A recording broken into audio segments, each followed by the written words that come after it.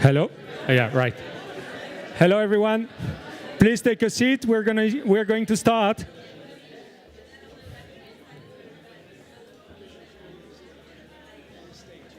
You think? Are you implying that I'm small? Yeah, that's exactly right.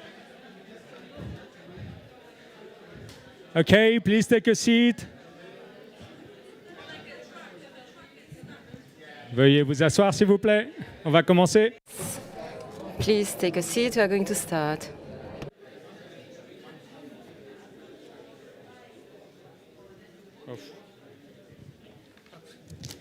Okay. Hello. Welcome. My name tag is coming off. I don't know about you, but I am Pierre Jean. I am a campaigner at the Forest and Rights NGO Fund. I am delighted to be opening the first ever, I think, Brussels launch of the Cocoa Barometer. Very exciting. I'll just do a brief introduction. First, I wanted to, thank you for coming, for your interest. It's really, really nice to see such a packed room. It shows the interest for the topic of the day. Some participants have come all the way from Ghana, from Côte d'Ivoire, from Ecuador. So a special thank you to them. We also have participants from many EU member states who are not based in Brussels. So thank you so much for coming as well. And mostly we have quite a diverse crowd when it comes to the perspectives. We have representatives of farmers, of cooperatives. We have representatives of EU institutions who will come as well, or who are here already. We have representatives from EU member states authorities, from the private sector, from NGOs. And so it's really nice to see such a diverse crowd, and it shows the interest in the event. So I'm also taking the opportunity to thank all the people who are joining online. We have more than 200 plus participants online, which is also really great. A bit of housekeeping first. There will be interpretation in French, English, and Spanish, I believe. Thank you. Thanks to the translators as well. If you have a headset, please don't forget to return it after the event. For those online, you can also access that translation. I believe you need to click on a little planet logo to access the different languages, Earth logo. And also, my colleagues told me that the internet connection is not the best. So if you could please not use the Wi-Fi, there's been a sign that was hanging for some time, but it was taken away. If, in case you're connected to the Wi-Fi, please disconnect so that we can have people online being able to follow this in the nicest way. There will be a coffee break. It will be that way. Probably most of you have had a coffee already.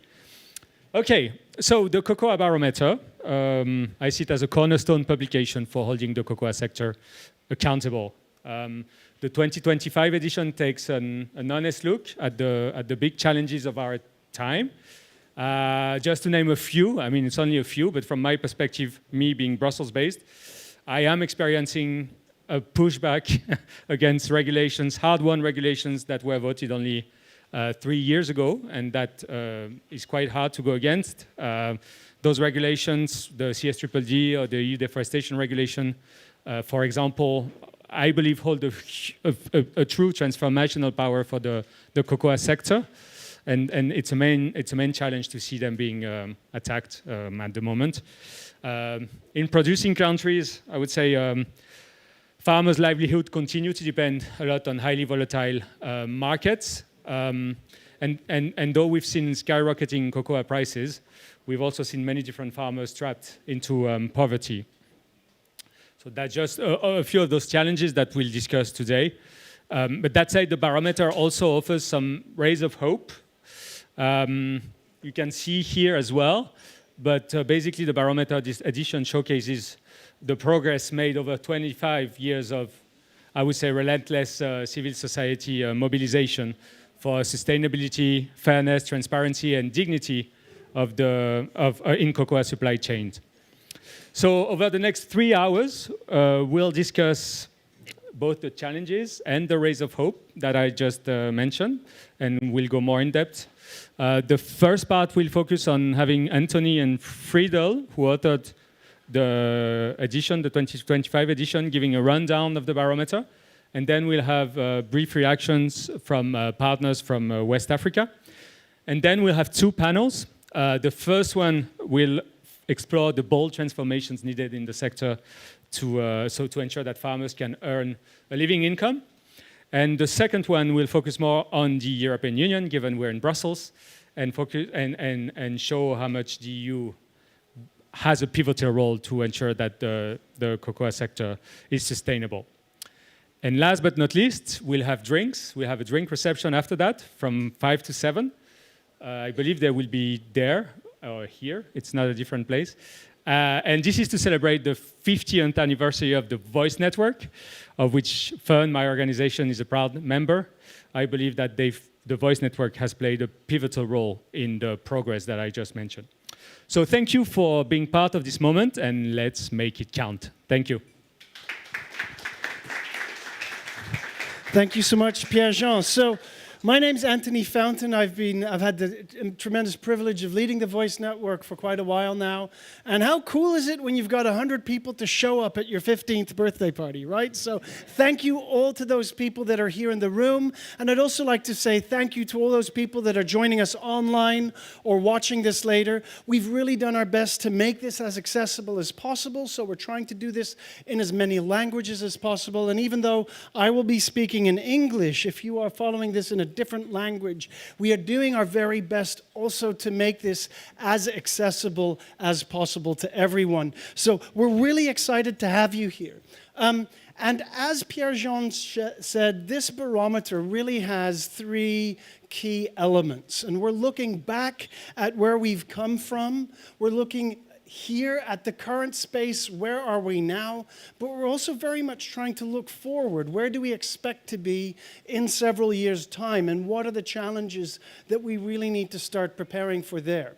When we were writing the Cocoa Barometer, Friedel and Friedel will start saying a couple of things in a few minutes, but Friedel and I were going like, okay, it's going to be short, it's going to be to the point, and it's going to be new.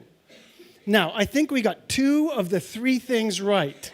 And I don't think that that's bad, but yes, so the barometer is more than 200 pages. So we're like, okay, we'll make an executive summary. And then we got the executive summary back from the designer 2 weeks ago, and it was 40 pages.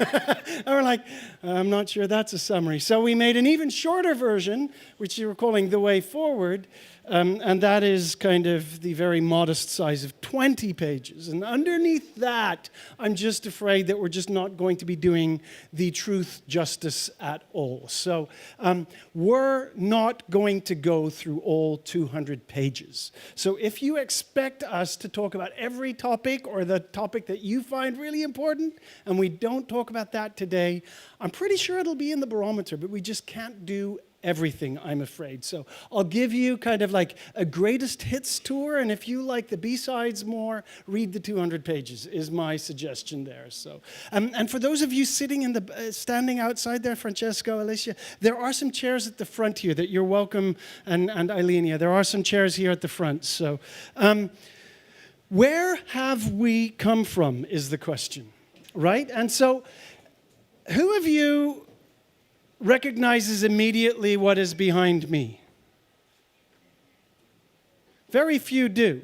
And that's because sometimes when you zoom in to a picture too closely, it becomes very hard to understand what you are looking at. Because this is actually the little piece right here of the timeline we've made over the last 25 years of sustainability in cocoa. And I'm showing this because too often we are focused so on where we are right now that we forget what the bigger picture is. And sometimes you need to take a few steps back. And what we've tried to do with this barometer, amongst many other things, is to take those steps back and see where we've come from. 15 years ago, when we started the Voice Network, civil society and the private sector would really only meet each other in cocoa conversations on what I like to call the pointy end of campaigns. So, and I remember the very first time that we as NGOs sat together with the industry, very few individual companies were willing to come, and so they sent their umbrella organizations, ECA, Calbisco. Isabel, I see you in the back. I think you were still the general secretary at the ECA at the time. And funnily enough, the NGOs came into the room earlier than the companies did. And so we had, my predecessor, Bärbel Weiligman, was like, oh, this is great. What we're going to do is we're going to have all the NGOs sitting one chair apart from each other. And so then all the industry came in together 5 minutes later, and they looked around and they saw they had to sit in between us rather than that we could sit opposite each other. And I like that story because I think that it actually exemplifies where we have come a long way in those 15 years. That doesn't mean that NGOs and companies are always friends, but we have actually come to a place where we realize that sometimes we can work together and we can disagree and we can do both and we can exist in that same space in a way that creates a lot more dialogue and relationships than just us versus them, right? So in that context, there was no dialogue, there was no data on what we were talking about, there was no collaboration on what we were talking about, and I've seen all of that change in the 15 years that we've been doing this. We've come a long way. And what we're trying to show here is that the cocoa sector has come a long way. But at the same time, the reality is the cocoa sector is also doing quite bad. We are in trouble, and one of the reasons why you see this price spike all the way at the side of the thing is because things went wrong, not because things went right. And so the cocoa sector is doing a lot better than it was, but the cocoa sector is also still doing quite badly. And thirdly, the cocoa sector could be doing a lot better than it is right now.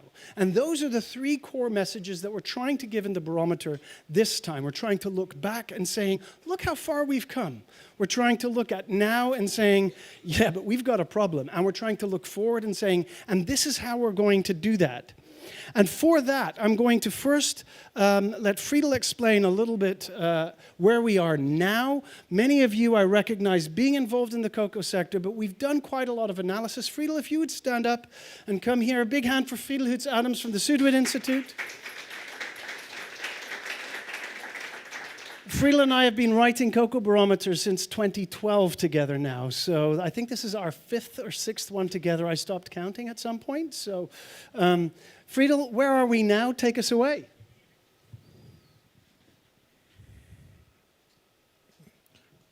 Well, Anthony is always the guy for the stories. I'm the guy for the figures. I hope it will not become boring. But I also try with some of the figures to look back a little bit on what happened in the sector.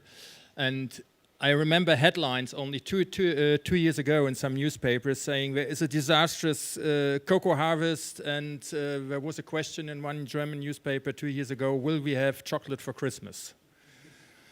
And these figures show how volatile the cocoa market is and how different it is, and how different it is also for farmers to calculate what to do for the future. Because you see here, yes, there was a dip in the season 2023-24, but it was not that there was no cocoa. If you look into the global figures, it was 12.9% less cocoa than the year before, and prices went up by 4 or 5 times. So companies had a problem to react on this, but farmers are always confronted with the problem if there is a very good harvest, prices might halve within a year or something. And if you look again into the broader picture, we see that there was an exceptional good harvest in 2020-21, which broke the neck of the LID when Ghana and Cote d'Ivoire wanted to introduce a higher price. It couldn't do because there was an oversupply in this year and COVID. But we also see that each country here had different developments. The cocoa from Ecuador is rising, while Ghana is more or less stagnating. You see here the lowest one. These are Cote d'Ivoire, where was only one way since 1990. It was up, and now it's going down. So there is a very mixed picture. if you look into what happened in this disaster here, it was indeed a disaster for many farmers in Côte d'Ivoire and Ghana. In some regions, they was even way above the average of a decrease in the harvest. In Côte d'Ivoire, the volume decreased by 25%. In Ghana, even by 31%. Meanwhile, Ecuador had a decrease of only 7.5%, and Cameroon and Nigeria had record harvests. The same region like Côte d'Ivoire and Ghana. So the question in this year was, why did we have this strong decrease in Côte d'Ivoire and Ghana? Everybody was writing in the newspapers, it's El Nino, it's a weather phenomenon. Yes, that's part of the story.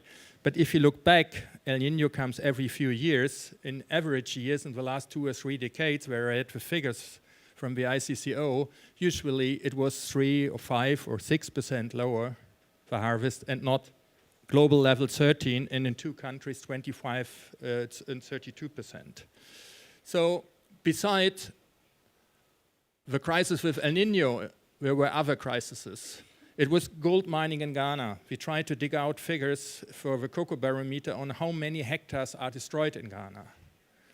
I found aerial pictures, and I found one 2-year-old estimate which said 50,000 hectares were converted into gold mining areas and destroyed. That was 2 years old.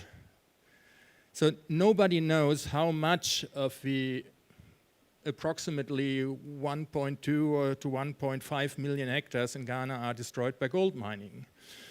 Nobody knows how many areas in Ghana, due to climate change, are not suitable for cocoa anymore. There was that projection 10 years ago that Ghana will lose half its area. Superbs, part of it is now already lost, and you can't plant cocoa anymore. You had the crop diseases, swollen shoot and black pot. One figure says 10% of the area is infected by swollen shoot. Others say it's 30. In some areas, 50%. Trees die, trees will not produce anymore. And you have to really disinfect these areas before you replant them. How will a future production be in these 2 countries specifically, Côte d'Ivoire and Ghana? Nobody knows. The cost of living crisis, specifically in Ghana. I was in Ghana 3 years ago, and they had in this year 50% inflation. While I was in the hotel, they doubled prices within a week. So there are different problems in different countries. The availability and affordability of agri-chemicals is another one. With the Ukraine crisis, prices for fertilizers went up. We have different positions within the network on fertilizers and pesticides, but still from a pure volume question, in the agriculture we have it now, this has a big influence. So El Nino is a part of the story, but there is not one crisis in the sector. And from what we have seen before, that Nigeria and Cameroon could increase in this year their harvest, it also shows that it might be possible that in a less deforested country with more agroforestry, volumes would perhaps not have fallen that strong. What does that mean for the future of the sector? When we look at the volatility, we have to see 2 things. One is simply prices go up steeply. We had this we had to argue about how to make this this graph, because I would have liked to have it started here with 1970, and then the price was inflation adjusted much higher when it was even in the highest month or the highest day we had in the last 2 years. So it's all relative. But the trouble-making thing for everybody in the sector is the high volatility. I wrote a LinkedIn post this morning, and I said I would like to correct some of the figures of the cocoa barometer, which I have written a few weeks before, because here we are at a price level of above 10,000. Now we are at 6,000. We are here. Yeah, from a farmer perspective, you could say within the last few months, cocoa prices halved. The industry would say within the last 3 years, cocoa prices tripled. And both is true. Yeah? So this volatility is, of course, not only a problem for farmer, but also for all the companies. So usually hedged the cocoa price. I come back to this later, and could be very safe. So high volatility is a big problem. Within the countries, I sent out questions in January this year and asked people from cooperatives and companies, how much did you pay in 2023 in January? These are the red dots. How much did you pay in January 2025? And you see here the differences in all these countries with a free market. Prices really for farmers went up massively. Côte d'Ivoire and Ghana, they had their specific problems with the pre-selling of the cocoa in 2023. And before people blame the governments, I was in a commission in the beginning of 2023. And when the governments and the Cocoa Board and the CCC tried to convince companies that we should go for a price of $2,600, they said, that's too high. The market is not making it with 2,600. Only months later, prices shot up, but at this time, Côte d'Ivoire and Ghana had already sold most of their cocoa at a very low price, and they're still suffering from it. With the new season, you all might know that Ghana and Ivory Coast are now here at 5,000, and I heard a few days ago that in Cameroon, the price is down to 6,000 now. So prices are highly volatile. What is less volatile is what the companies are doing. So the big guys are still running the market. Some lost a couple of 10,000 tons. Others even gained a little bit compared to the last barometer. But you see a stable group. It might change now with Touton. There were headlines in the newspapers that will be taken over. But all in all, and to a big surprise for many people who see how much they had to pay, suddenly they all survived. The same, of course, with the chocolate companies. What we also have, and this is now an extra research which was done by Bernhard Tröster and Felix Meile, two researchers from Austria. They did some research on who owns companies and who is profiting from the profits of companies. Yeah? And they saw available figures that BlackRock, for example, they are invested in Nestle, they are invested in Mondelez, they are invested in Hershey's, or UBS in Lindt, in Barry Callebaut, and in Nestle. So you have a few big investors who own big stakes of chocolate companies. When we look at the gross profit margins of chocolate companies, you see that traders like Olam and Barry Callebaut, they have a gross profit margin which is quite low, and Lindt on the top of everything, which is not this big surprise. But the researchers in Austria, they looked into what does it mean for the investors. And here the first thing you see is share buybacks. So in years where chocolate companies had exceptionally high profits, they bought partly shares for billions back to stabilize the value of the shares. You see in green here, that's a very interesting line, the dividend payments. And you see so that since 2000, it's more or less stable and slightly going up. Yeah? Cocoa prices went up and down, well-being of farmers went up and down, but the payments, the dividend payments, they are very stable.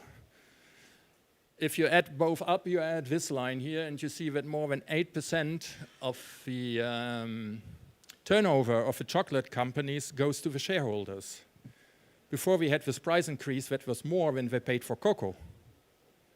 Yeah? Last slide. Usually you say you need the shareholders because they have to give you fresh money if you have to invest as a company. During the last decades, the exception was in 2001, the takeover, which was financed by new shares. You see that they got the dividend payments, but they didn't pay extra money. They didn't pay fresh money to the companies. The companies had enough money from the business, and the shareholders extracted.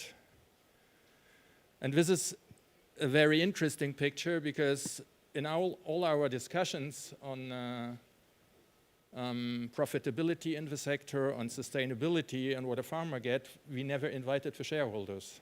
Perhaps this is something we should do in the future. Thank you, Friedel. And Friedel, why don't you sit here, because I'll be going quite quickly, and then we really want to have some time for some questions from you guys as well, because I think that having a whole bunch of white guys speaking from stage the whole time at some point gets a little bit boring as well. But we do want to spend a little bit of time before we get to the questions about where are we going. Because when I said earlier, I've seen everything change in cocoa. Well, yes, except for the fact that trees are still being cut down and children are still doing work that they shouldn't be doing and farmers are still structurally poor. And so it feels like everything has changed except for the problems we're trying to solve. And I've been doing this for 19 years, and that is really frustrating to some extent. It's like, so the big question to ask ourselves at the moment is like, have we changed everything so that we are now ready to actually tackle the problem? Or have we just changed the things that we're comfortable with changing rather than the things that we're uncomfortable with changing? I'm not asking those two questions as if it's either or. It could actually a little bit be both. And that would probably be my thesis at the moment. We've done these things so that we can now get going. But also, it's not going to be comfortable. It's not going to be easy. But anybody that's ever done some serious work on themselves knows that that work is never easy, but the outcome is always worth it. And so it's almost like, okay, we're ready to work on ourselves now, is kind of the feeling there. And within that context, and I won't go into the problems in too much detail because we just wrote a 200-page book on the problems, but we use this analogy of the problem tree of cocoa with two very big branches on that problem tree, one on human rights, one on the environmental side of things. But those two branches, they stand on a tree trunk of farmer poverty. If we don't solve structurally, not by accident because we had a perfect storm that shoved the market up, but structurally solve the issue of poverty, all the human rights and environmental challenges become almost impossible to deal with. So we have to solve poverty to solve human rights and environmental problems. But at the roots of that problem tree lies the governance issue. And we just released a really big paper on that earlier this year as a precursor to this document, to this barometer. Not a lot of feedback there. It's almost as if we're more comfortable as a cocoa sector to talk about what companies need to do better than about what the origin governments need to do better. And I would argue, again, it's not an either-or question, it's a both. Well, let's do both. And on governance, when we're talking about rural development strategies, we're talking about infrastructure, we're talking about rule of law, we're talking about transparency and accountability, and we're talking about the functioning of the markets. Those are really key things that we need to see improve at origin as well. So what are the challenges going ahead? Those challenges are interrelated. There is no way we're going to solve problems just by looking at that one problem. They are connected. It's like a spider's web. If you pull on one thread of a spider's web, the whole spider's web moves. And that's the problem that we have. We have run out of the age of easy answers in cocoa. Everything is complex. Sorry, guys. Everything is complex because everything is interrelated. There are no simple answers. But what we do know has to happen is we need to have rights holders involved in the room. For far too long, even the problems we're willing to discuss have been decided in the boardrooms and the corridors of power of Europe and North America, and sometimes Southeast Asia. Other people have decided even what issues we're willing to discuss. It's time to have the rights holders at the table from the problem analysis onwards. Now, we've seen some progress there, but most of that progress has been, we've come up with a great solution to a problem. Do you agree with this solution? And though that is better than not involving rights holders at all, it is still a very poor reflection on what proper inclusion means. We also need to look at a way to decommoditize cocoa, and not just cocoa, coffee, cotton, all these other crops, because we've created a system that isn't broken, it's functioning perfectly. The commodities markets are aimed for prices to compete with each other. And so, as Rodney Nichols from the chocolate makers in Amsterdam has famously said, a commodity system is designed to have the weakest links in the supply chain compete with each other at the cost of poverty or planetary destruction. And so that's why we need to find a way that it's not just supply and demand that dictates what we do. And part of that also involves much better supply management, a topic that actually for the first time ever, also a lot of people in the private sector, after all their margin calls over the last 2 years, are pretty clear to say, yeah, we can agree on that as well. And we need regulation. And for that, this city plays a really important role, and over the past year and a half, this city has played a very bad role in that. And we need the EU to come up with a reliable regulatory framework that creates a long-term business case for companies to operate. Emmanuel from Nestle sitting here, and I was in a call with him a couple of weeks ago, he said, what we need to see is that people understand that a sustainable supply chain is a long-term competitive supply chain. Competitiveness and sustainability are not competing with each other, they actually need each other, and that should be the European value that we're basing our trade on. So, and we're seeing a geographic shift from just Côte d'Ivoire and Ghana that we've always been talking about since I've been in cocoa. Côte d'Ivoire still is by far the biggest producer. And then we've got 4 big producers, Ghana, Ecuador, Nigeria, and Cameroon. So we don't have the big 2 anymore. We've got the big 1 and then the big 4 following them. And that is a real shift, and that also means that we need to discuss differently how we bring these different countries in on board. We've tried to do that, and one of the later panels will have Freddy Cabello from Unocacha in Ecuador join us, because we can't just look at Côte d'Ivoire and Ghana anymore. We need to look at a much broader thing. And when we're dealing with living income, what we need to do in that living income is we need to look at holistic living income approaches. We can't just solve this by putting in place good agricultural practices or by putting in place cash transfer systems. We also need to look at how much are we paying the farmer, and you need to talk about everything. Now, one of the arguments I keep getting back over the past years is, oh, it's not only about price. And so for all of those people that say, oh, we can't only solve it about price, I made the following picture. In the right bottom corner, you see all the interventions that are only about price.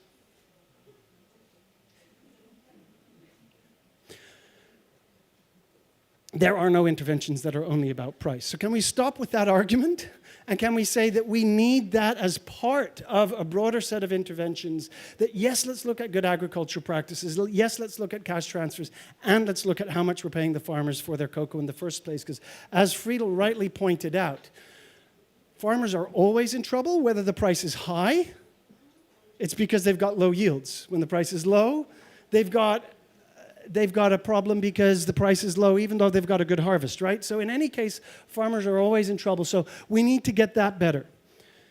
3 very quick slides on the core things that we need to do looking forward, and then we're shifting to you all. We need to be looking at new frontiers of deforestation. We keep, within the context of deforestation, talking about Ghana and Côte d'Ivoire. There's hardly any forest left there. And that's a terrifying and sad conclusion, and at the same time it also means let's look at Sierra Leone, let's look at Liberia, Nigeria, Congo, let's look at Cameroon, let's look at what's happening in Peru, in Colombia, in Brazil, in other parts of the world. There's a lot of great rainforests out there, let's keep it that way, right? The second thing we need to be talking about on human rights is we're starting to get more and more conversations on where is the role of corporations versus where's the role of community development. Again, I would argue it's both and. It's not either or. Not a single company can solve all the problems, and not a single community development can solve all the problems. We need both of them. We really need both of them. And we need governance, as I've said before, and governance includes rural development strategies, it includes infrastructure, it includes transparency and accountability, rule of law, and how the markets work. So, having said that, the road ahead is interconnected. We need to look at all the problems together. It's based on a living income approach. If we try to solve these things without a poverty approach, we're not going to solve them. It needs sector-wide collaboration, and I'd actually argue it needs cross-commodity collaboration as well. We're starting to see that, but we can't solve these problems just in cocoa. It needs to be mandatory and not voluntary. It needs to be decolonized and decommoditized. And this is something that we haven't mentioned yet, but I hope that the reason why it's okay that we haven't mentioned yet is because it is implicit and explicit in everything that we say and that we do, is that if it is not gender equal, it is also not sustainable. Women always need to be involved as part of the solution, as part of the problem analysis, from a rights perspective, but also because it is incredibly stupid and inefficient not to, right? So just from a rights perspective alone, it would be worth it. But also from a delivery perspective, if you're not bringing gender inequality into your solutions, you're being stupid. It really is that simple. Ending with 2 very quick slides. I've been doing this for 19 years, and over the past couple of years, I've started to work in other commodities as well, in coffee and cotton, talking to people in soy, in the rubber sector, in the palm oil sector. And every time I talk to them about the problems that they're facing there, my thought is, okay, we have come a long way in this room and in this sector. And I'm quite convinced that even though the solutions are not easy, if we can't do it, I don't think any commodity will be able to do it. And I think that we are in the right space to do this, but we also need to be willing to do the hard work to change and to give up the easy things and to deal with the hard solutions. And I'd like to end with this quote from the Barometer, where we say, there is hope, because we've actually written a barometer that, even though it is critical about this current situation, is very hopeful. And we say there is hope not because everything is as it should be, or because we have the certainty that everything will turn out right. And at the moment, in this city, nobody knows whether things will turn out right, right? No, we have hope because we have concrete evidence that change is possible. And that timeline, and you in the room, are testimony to that. And we want to thank you for that. And so this is the Barometer. Thank you very much.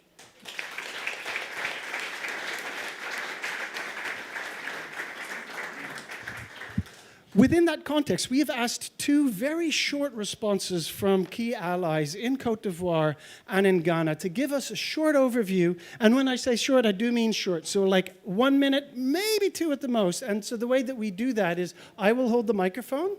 And Obed, you know me. I will hold the microphone. And so I'm afraid I can't reach you quite easily. I'll do it this way. Yeah. No, we're not going to do that. I have a lot of experience in this. So, Obed Owusu Adai is the director of EcoCare in Ghana, one of the voice members and one of the people that we've been working with very closely on a lot of dossiers for many years. Privileged to have you here. If you listen to this, and just reflecting over the past years of your engagement, decades in the sector, what are your first thoughts when you say, how far have we come, and is it far enough? You don't want me to hold it? Okay. Thank you very much. Well, I have read the executive summary. Yes, and I see progress, or at least the Barometer paints an interesting, forward-looking prospect. But looking at the points that were made by Fidel, especially within the Ghanaian context, and I was very excited that most of the examples were with Ghana. Very interesting. You look at something that is happening on the ground. The problem right now is not deforestation, but cocoa farming. I don't know if that is a thing. Because the lands that are under cocoa production are the ones that are now being converted to mine pits. And so you look at the trend of loss of production, of the numbers, and you're quick to say, probably assign it to the weather, assign it to other things. But one of the major problems is we are losing the cocoa farmlands to other commodities. I'm mentioning mining, but there's also rubber and other things. And that is creating a lot of anxiety within the field. And what can be done? What needs to be done is that the EUDR and other policies needs to look at, to be expanded beyond just those agro-commodities that it currently covers, and to look at some of these frontiers that are becoming a threat to the cocoa sector. I mean, he's saying that my time is up. Yes. Thank you so much, Obed. Super. Thank you, Chantal. And we've also asked Chantal from Côte d'Ivoire, a cocoa farmer. Donc, nous avons demandé à quelqu'un qui est un planteur de cacao, lui-même de Côte d'Ivoire, de aussi réfléchir en 1 minute, 2 minutes. So we've asked another cocoa grower from Côte d'Ivoire to share a reflection with us. Chantal, yes, I'm very happy to be among you. I'm very happy to be part of the decision making in the future. I'm Chantal Goran. I'm a cocoa producer and the president of a producers cooperative in Côte d'Ivoire, and I'm a member, of course, of the cocoa platform in Côte d'Ivoire. As you underlined it, in Côte d'Ivoire, the main problem is that our production is aging. Our cocoa production in Côte d'Ivoire is aging. One of the solutions is the pre-financing of cocoa players so they can take up the challenge. Today, we have understood that it is going to improve living conditions. And that our goal is to stabilize the price in order to allow cocoa growers to be pre-financed. We understand today that cooperatives can better support the producers by funding them, and that the cooperatives are in a better position to help them improve their living conditions. Thank you very much, Chantal. Great questions. And so who of you has a great question? Let's set the bar high. Questions, by the way, start with who, what, why, when, and things like that. They don't start with, this is more of an observation than a question, or last year I wrote a paper about, or in my experience. No, a question is with who, what, why, who, when, things like that. Anybody have a great question they'd like to ask? 200 pages. We've answered all the questions. I can't believe that. I put a lot of pressure on people. That's true. That's our job. but if we... yes, I see someone that is willing to ask the question. Thank you so much. Can you just briefly stand, say who you are and what your question is? Also who you work for, please. My name is Pamela Nyoti. I'm from Uganda. I'm a technical advisor for cocoa value chain development in Uganda at FAO, but I also have a cocoa production business in Uganda. Right now, we are writing a strategy for Uganda cocoa value chain. My question is, can you tell us something more about the stem cell culture that is coming up, which is supposed to be promoted in order to bring cocoa to the market, which is child labor free and not impacting on deforestation? Can we say something about stem cell culture? I've spent quite a bit of time thinking about this over the past couple of years. I've talked to quite a lot of the companies. And so for those of you that don't know what stem cell culture is, that there is a lot of technology being developed at the moment where people are trying to grow chocolate or cocoa in laboratories. So they don't need trees anymore, but they grow it in a Petri dish. And the argument is that you could probably grow like a lot of cocoa, like a whole country's worth of cocoa in a big factory the size of a couple of football pitches, right? So that's the idea. Wouldn't have deforestation, wouldn't have child labor. I don't know whether this is possible. At the moment, a lot of money is being put into it with very, very low yields and tonnages. Some of the big companies are starting to invest significant money into the development. My experience on technology is that we tend to underestimate the long-term effects and overestimate the short-term effects. If we all see what AI has done in the last 2 years, 10 years ago we were all laughing about kind of chat robots, and now there's no way around them anymore. So it could be that at some point we will get overtaken by it. I'm not very convinced, but then again, to be honest, most of the chocolate consumption in the world doesn't require good quality chocolate anyway, right? Like most people, and I don't want to belittle any of the companies here, but you don't put high quality chocolate in a Kit Kat bar. You just don't, right? And so, sorry. Or in an Oreo. Sorry, let's just be fair here. Where's Dion? You don't do that in an Oreo either. So, like, most people don't care about good chocolate in the first place, right? Like even like the tonnages in the Barometer that we write about, most of that is not about good chocolate, to be very honest. No offense to all of the companies in the room. So yeah, so that's around stem cell chocolate. Yes, yeah, it's working. This is one part of the story with laboratories, and they're trying to define what cubicles could produce which cells and so on. But another thing is, and this is already on the market in Germany, the roast sunflower seeds and oat. And you already find it in the Rewe supermarkets, for example, in their own brand of cookies. Because cookies, you expect that it's very sweet, and there are some chocolate dips in it, and you don't expect a strong cocoa taste anyway. You are used to low-quality sugar in it. And with cocoa going at $10,000 a ton, it actually becomes quite interesting to look at other products, right? So we've seen actually whether stem cell culture is the challenge. We've seen most companies switch their kind of the infusions and the specials. So like the specials of big companies, when the cocoa prices are high, they put a lot of non-cocoa stuff in there, like nuts and raisins and milk and biscuits, because all of that is cheaper, right? So we'll always see ways around that. When the price is high, the content is low. This is also why we say that we need to solve this problem, not just in cocoa, but also in collaboration with all the other commodities, because a cocoa farmer can switch from cocoa to cotton or rubber or soy or palm oil, depending on the price. Now, they can't switch very easily, right? They're really tied in, but if the prices collapse as badly, you will see people move, and that also depends on which part of the world you're in and how much agency a farmer has. And in some countries, farmers have more agency than in others. We are out of time. I'd love to take more questions, but my staff is starting to look at me with a lot of nervous things. So we are going to the first panel. We are going to be here afterwards, so if you have any questions about the Barometer, don't hesitate to reach out. And most of you know we are easy to reach as well, so please reach out with any feedback. Our barometers are always open for improvement. So if there's things that are wrong, if there's things that you feel you can have a conversation about, we love that. Come find us. So, Pierre-Jean, back to you.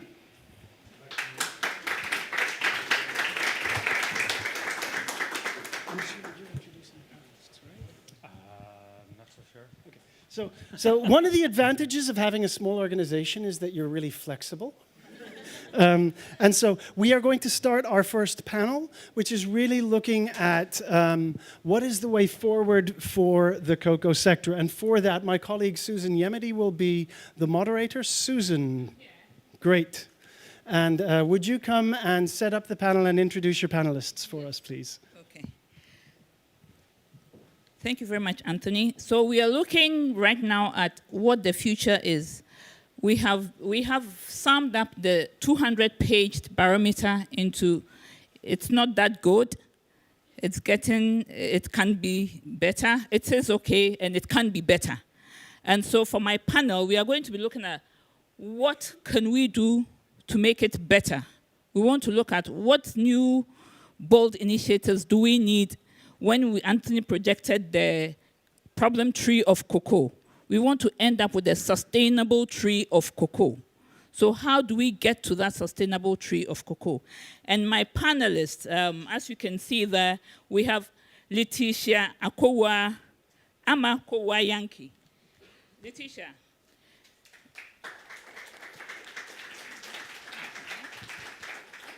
And Letitia is actually the president, is a cocoa farmer. And she's been farming for 15 years. And she has 35 acres of cocoa under her sleeves on her land. And yesterday, actually, she was telling us a very interesting story about how she got into cocoa. She was just helping somebody else with who was ill, and ended up, the person encouraged her and actually made a commitment to her, and she ended up being a cocoa farmer. That was not her initial dream at all, but she ended up, and she is still there. So we are glad that that decision was made. So Letitia is also the president of COCOMA, which is an all-women cocoa farmers cooperative somewhere in the central region. She's an award winner, and she's won the best female entrepreneurial farmer, and that was in 2019 from Cocoa Board. And she's also representing women and cocoa farmers in different stages in global conferences, WCF, Shokoa. I'm sure Letitia is not a new face. We all know Letitia. So let's welcome Letitia to the podium.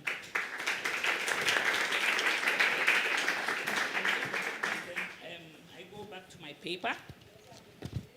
And our next panelist is Freddie. Freddie Cabello, Luna. And Freddie, please come forward. Freddie is from Ecuador. Freddie has been in farming for the past almost 40 years, and he's still there. So when we ask, why don't we change, there's a reason. There's something good about cocoa, and so we'd interrogate how we make it better. Freddie is from Ecuador. Freddie is actually the general manager of UNOCASE, and it is a cocoa peasant union of peasant cocoa organizations. Freddie is also a member of the board of directors of the National Association of Cocoa Exporters. So he's actually a farmer, but he's also a member of the exporting team. And Freddie is also the former president of Cocoa Network of Latin American and Caribbean Coordination, which is CLAC. And then Freddie has also been the UNOCASE delegate to the Ecuadorian Trade Fair coordinator. So we have Freddie, who is a farmer, but who is also in the management and also in the policy environment also of the cocoa sector in Latin America, particularly in Ecuador. And then our last panelist, we have Régis Meritin. Régis, welcome. And Régis, please take your seat. Régis is an agroeconomist with a PhD in food science. But Régis is also very passionate about everything that is agric. And he's currently the senior expert at the European Commission, Directorate General for International Partnerships, INPA, and he's heading the agricultural sector growth. And up until 2014, he was also the economic advisor of the European Union delegation in Tunisia.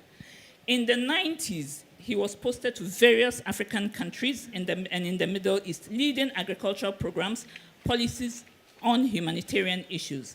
Freddie is also the author of a lot of publications and articles on agricultural policies and economies, particularly in sub-Saharan Africa. And he is also very experienced in private sector agro-industry in France. So he also comes with a varied background.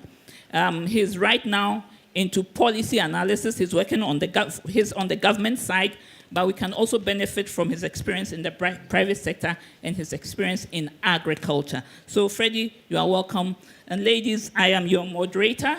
Susan, I will try to stick within time so that we can have our panelists doing what they need to do, tell us what we can do in going forward.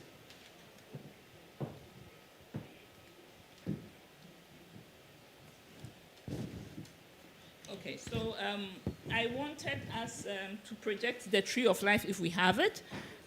All of the Barometer has talked about the things that we need doing. It says that 3 things are true at once for the cocoa sector. It is in a bad place, it is in a lot better place than it was, and it can be a lot better still. And we are actually using that a lot in the Barometer because we want to focus on the a lot better still. So I'll start with you, Letitia. When we are talking about being in a better place still, making it a lot better, living income has come to stay in the conversations. It is a key ingredient of all of the things that we are talking about. When you look into the future, a thriving cocoa farmer in a thriving community, what does that look like for you? Thank you. And thanks for my sponsors to be part of this great program. Yeah. As a cocoa farmer and a cocoa farmer representing a group of cocoa farmers, especially women and even the national, at the national level and CSO, a thriving cocoa community for the farmers to live well, for the farmers to be able to acquire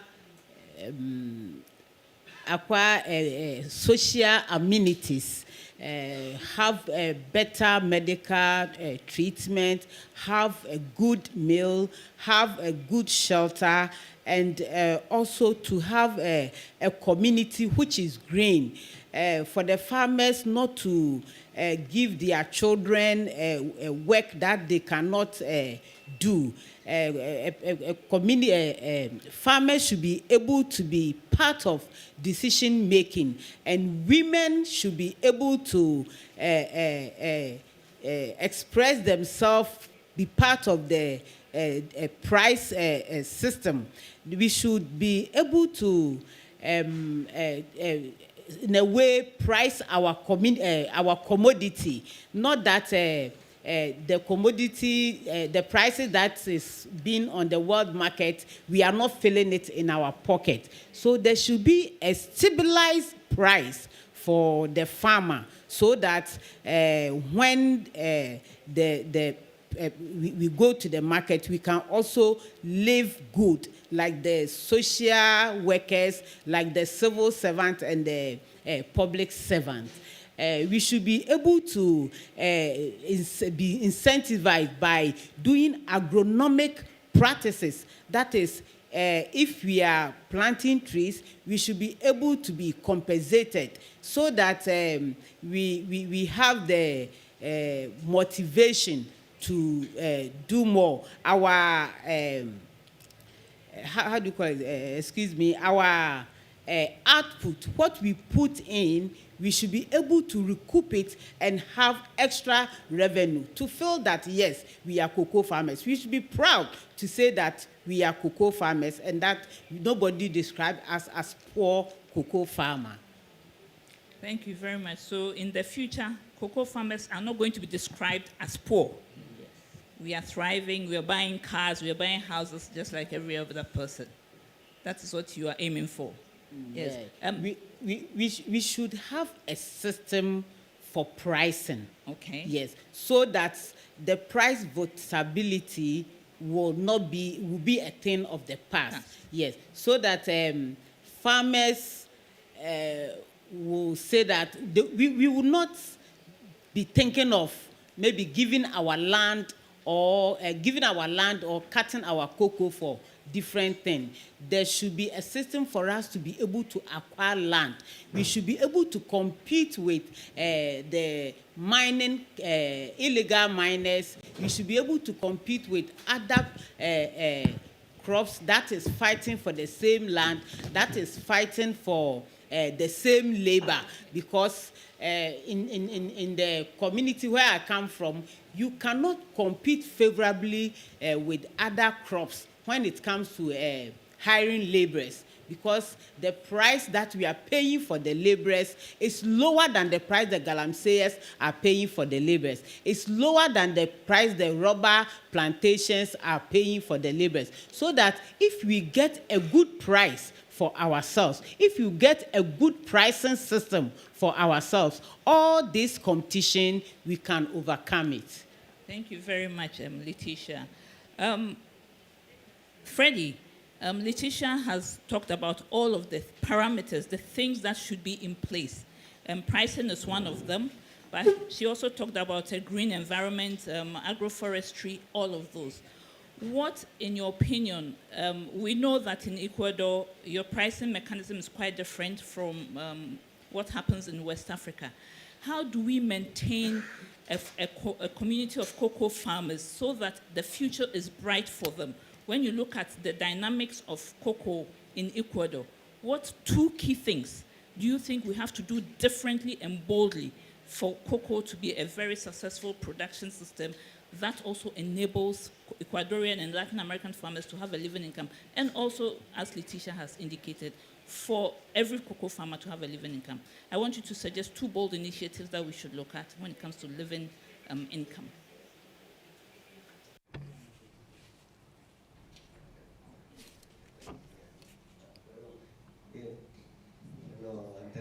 Well, first of all, let me thank you, and Anthony in particular, for developing this barometer based on the situation in Latin America. We often think that the problems are circumscribed to Africa, yet in Latin America everything is just wins and successes. Yet this is completely set up differently in the barometer.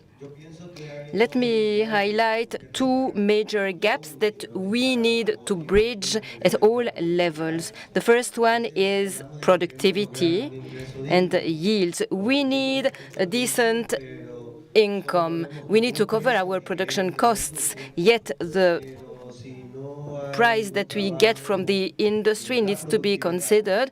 We need to focus on productivity. We need to make sure that there is a sustainability in this regard, and this is key to assess the income. Sustainability requires to work on several topics. Productivity is one of them. We need to determine how productivity can increase in the estates. We need to make sure that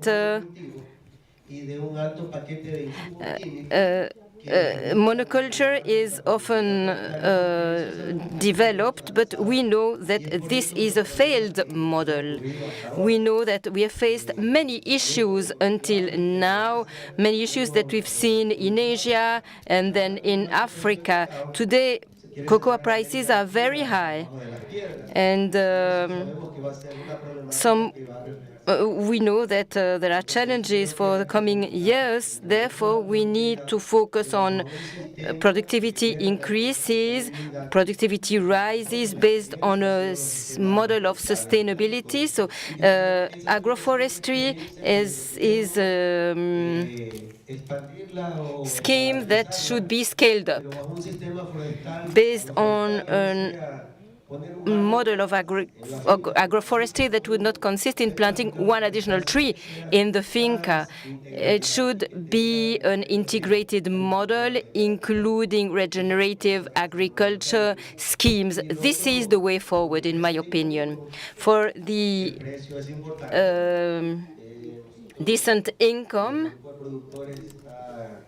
for a living income, well, we have fair trade certification schemes implemented in my country, and the pricing also requires sustainability. A fair price leads to sustainability. I can imagine that when you develop the barometer, there has been much discussion on the prices of cocoa. For farmers need fair prices, and based on our assessment, with our farmers, we tell our customers that we calculate, for instance, $4,000 per ton, but they say that they can't pay so much. Yet we see that we've been paid a few months later 10,000. So the values have increased, the amounts have increased. So they say in the industry that they will provide many things, but they don't want to talk about prices. Therefore, we need to have the basics in production chains, in value chains. There is a need for a sustainable basic price, allowing to provide for sustainability. In the last 2 years, what we've seen is that the industry could pay this amount that's expected. So it means that there is an avenue to determine fair prices for a living income, which is the fundamentals to make sure that cocoa production can continue. Thank you very much, Freddie, for that. I think that all of us are in agreement. We are not discounting different initiatives that support farmers to top up their income. But what you're saying, and my understanding is that we should have a sustainable basic model of calculating incomes so that we are able to thrive. I mean, it doesn't matter whether there is one initiative or the other if it's not there, but there should be a standardized way. And I think it was one of the things that Letitia said, that we should be starting to look at a mechanism that is irrespective of anything, but works, that is irrespective of whatever interventions we have, that work to give us a basis for calculating a fair and sustainable farmer income. That is my understanding from you, Freddie. Regis, what are your thoughts on those? Thank you. It's okay. Yeah. First, I fully agree with what was said by Laetitia and Freddie. I think that we are today in a situation which was explained in the introduction by Friedel and Anthony, where the price has been tripling. Basically, we are still in a win-win scenario for all stakeholders, more money for the small producers, more money for their governments, and stable revenues for companies. So, which means that this increase has been absorbed by the consumer, and it works. The big challenge today, and I'm very happy to see that everybody is talking about the price as the key element, and I like that you put it on the trunk of your tree. We have been discussing that for many years now. So, so the big challenge is to maintain the price. I minimize the level it is, but the big challenge is to consider that the price paid for cocoa must cover the cost of sustainable production. Some years ago, my big boss, Commissioner for Development and Cooperation, in similar assemblies was saying that price and sustainability are the two sides of the same coin. I do think that today this idea is shared by the majority, at least I hope, of the different stakeholders. So, how to do that? One track is the following, and it has been explained quickly by Freddy, and partially by Anthony and Friedel. If the price has been jumped, tripled, it's because the production has been reduced. The production has been reduced by 10% for several reasons, but there are several reasons you explain. One of the main reasons, and I think it has been touched by this young lady farmers who spoke just before, Chantal. The plantations are aging. In Côte d'Ivoire and Ghana, which are both the main world producers, they became main world producers because there were public policy from both governments on this specific commodity. And there have been huge waves of plantation, accompanied by huge waves of deforestation. We all know that. That's the story of cocoa these last 20, 30 years. But today we are in a situation where, because plantations are aging, because the fertility of the soil taken from the forest is now very low, and because there is no more or not in the same magnitude forest reserves to be converted in cocoa plantation, and as well because there is a huge pressure on companies on the risk, as a reputational risk to source directly from area deforested. All this creates this stagnation and this decreasing production. So we are in a situation where whether the production will continue to decrease, and we see what's happening in Ghana, whether farmers will manage to stabilize the production. And stabilizing the production without additional deforestation, there is only one way out. It was what was Freddy explaining. It's about enlarging agroforestry practices, promoting agroforestry practices, supporting all farmers who today have the means to adopt agroforestry techniques, because there is a cost of transaction. But of course, this cost of transaction can be paid because of the high price of cocoa today. So it must be maintained, and we must push agroforestry practices. I think this is the future of a sustainable value chain at global level. Thank you very much, Régis. We should be looking at how we are looking at agroforestry, doing it very differently and making it more sustainable. And I think it also comes back to the point we're discussing around the new frontiers. How are we going to make sure that the new frontiers don't deforest? So this is a conversation that should also be on our minds when we are looking at the new frontiers of deforestation. Again, on the issue of deforestation and innovations, Freddy, you talked about regenerative agriculture and restoration. Are there any key areas in particular that we should look at, particularly also for you, Laetitia, when we talk of agroforestry? When you look at the way we farm in Ghana, what systems do we need to put in place to support us so that we can do better than we are doing now? Almost all our forests are gone. What do we need to do better to secure the few ones that are left? Thank you for the question. When we go to Ghana, you could see that there's a lot of illegal activities going on.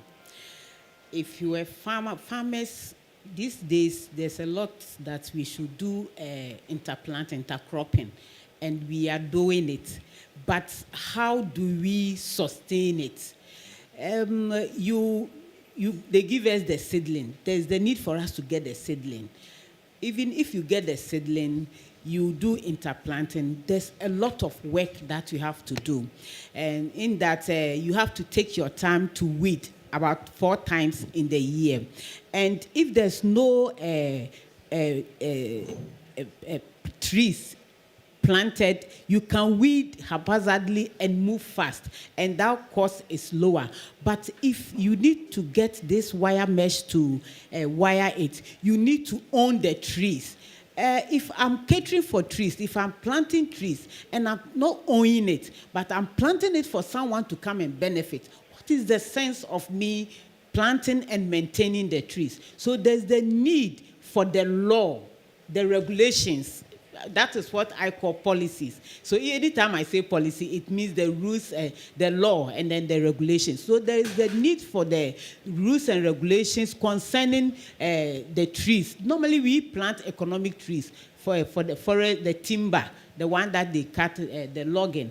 So if I plant and they give my farm as a concession for some timber contractor to come and cut it and destroy my farm to reduce my output, then I'm not going to do it. So if we are planting, if we are doing interplanting, then we need to be compensated. We need to be at least motivated by maybe paying us. I went to Colombia recently, and I saw that the place is green. All the farms that I visited, even the mistottle, which is a parasite on the cocoa tree, they leave it. And then when I asked them, why did you leave it? We cut it to get more yield. Then they said that they are being paid for leaving those things. They are being paid for leaving even the weeds in their farm. But what do we see in Ghana and Cote d'Ivoire?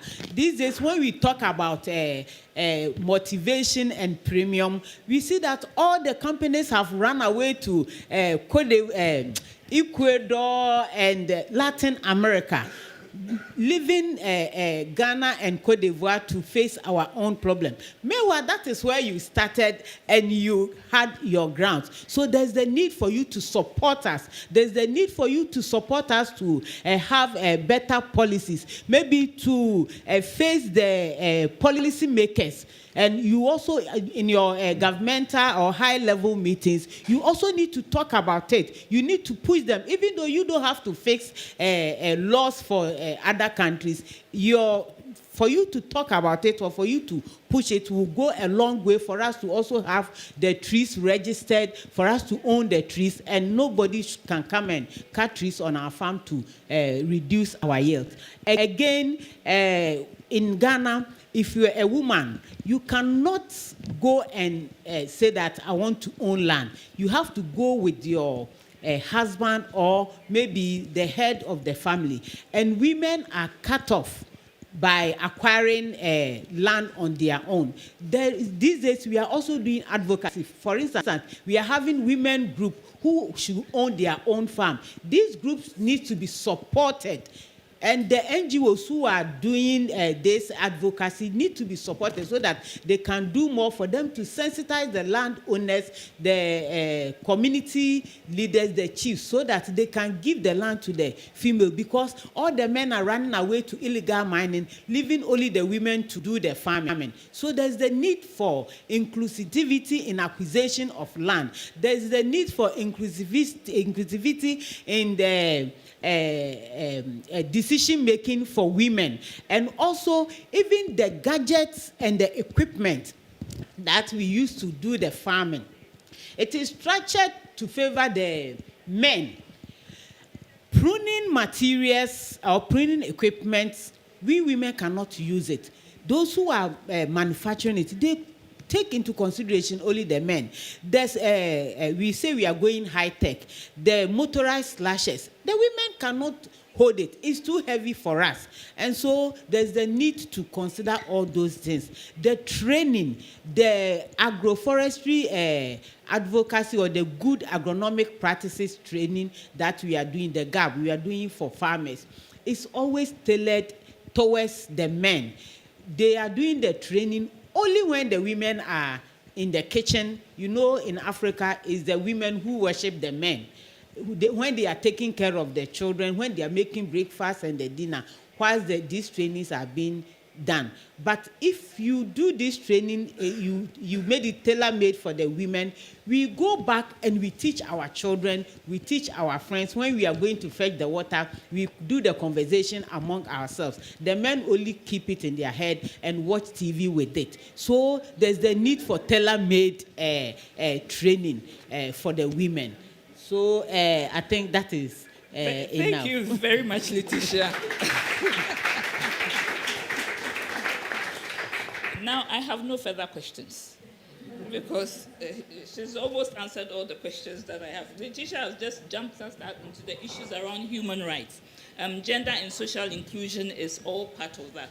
And I think the issue is not just about the women's ability to use the mechanics also. When Anthony was presenting, he showed the Venn diagram. And you can see that a lot of the interventions and initiatives are in the gap circle. But then we still hear that there's a whole deficit in terms of women accessing gap. So I think that, Letitia, thank you for highlighting that. You've underscored the need that maybe what we are doing when we look at the Venn diagram on the gap, there's a lot going on. But is it going on in the right way, at the right times, for the right target groups also to benefit? We should look at that as well, because clearly it is not. Again, when we look at that, Freddie, I would like to come to you on the back of what Letitia is saying. Women are owning farms and are working, and they have tenurial issues in terms of land and also tree. Letitia, thank you for that. I'll come back to you on that point, Regis. But right now, there are also women as workers, and there are also workers on plantations. Freddie, how is it looking in Latin America, in your area, when it comes to decent work for those who work on the cocoa farms? What are some of we know that there are challenges of contracting, etc., but what's the status now, and how can we make it better when we are looking at farm workers, laborers, particularly on your plantations there, but also on the smallholders, on the smallholder farms? Can you point us into what we need to do differently?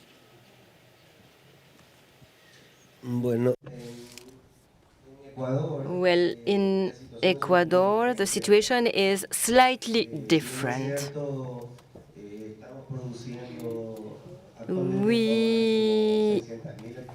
There are approximately 600,000 hectares of cocoa in Ecuador, as well as approximately 180,000 fincas, agricultural estates. Almost 85% belong to smallholder farmers. So the situation is quite different. Indeed, the farms are managed by families of farmers, of cocoa farmers.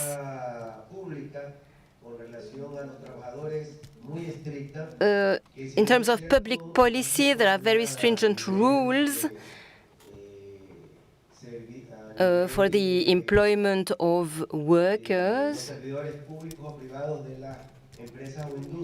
These apply to public and private workers, but less for the agricultural sector. So we see other situations in banana plantations. The situation is different for cocoa farmers. Overall, working conditions are respected in the cocoa sector. So, and this stems from the public policies that have been developed in this industry, for this industry. It is really crucial that there is a promotion of such public policies in other countries, also applying to other segments of the cocoa value chain. We have these very clear and robust public policies that make sure that workers' rights are upheld. We also need very clear public policies in order to manage how cocoa is planted, in order to do the oversight of the quality of this cocoa. Therefore, we need public policies.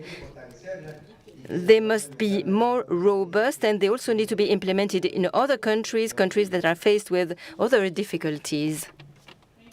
So, just to sum it up, in terms of decent work for workers on cocoa farms, there are enough policies, and they are being enforced. I'm checking with you, that protect workers' rights. En Ecuador yo creo que sí está bastante avanzado ese trabajo. Yes, I think in Ecuador we have lots of policies.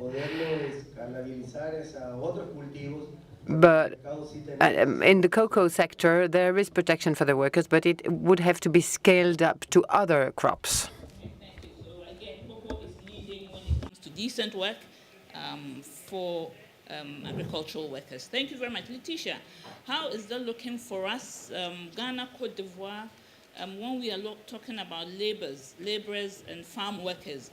How are we faring? Yes, in Ghana, we are faring poorly when it comes to laborers.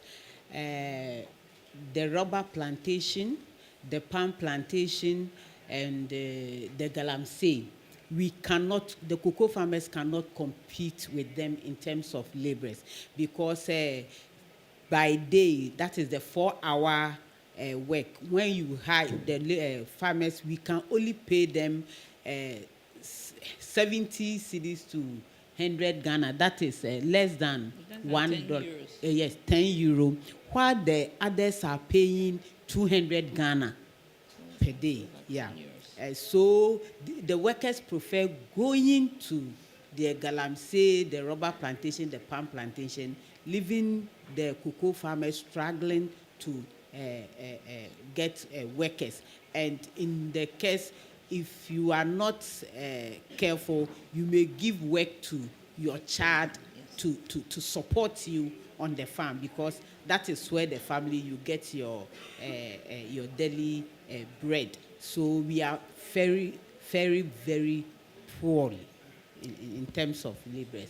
And even with the women, the women are paid lesser amount than the men. If the man takes 200, the woman will be paid 100 Ghana. Yeah. Great. Thank you very much. You have touched on my next issue, which is on child labor. And for me, it is also very critical, the admission also that when labor is scarce, then you would be compelled somehow to also bring in the children who should work. Regis, we have always talked about, there's been this debate about the construct around child labor. There is always that whole conversation that we need to train our children. And there's also that issue about children not doing worst forms of labor and not doing inappropriate work. What, in your opinion, we need to look at the construct, and when, from your experience here, I'm looking at you from an experienced agricultural economist point of view who has done a lot of work also in agric. So from your experience, what would be the way forward in terms of looking at child labor and how we can minimize that? And then I'll come back to you, Letitia, on that again as well. Thanks, yeah. I think it's really important to always remember that the issue of child labor is firstly an issue linked to poverty. It exists. There are different forms of child labor. There are a lot of discussion on to what extent having children working in the farm when they don't go to school, is child labor or not. Many discussions about the fact that some children are not going to school just because there is no school or the school is so poorly equipped, or so there are plenty of reasons.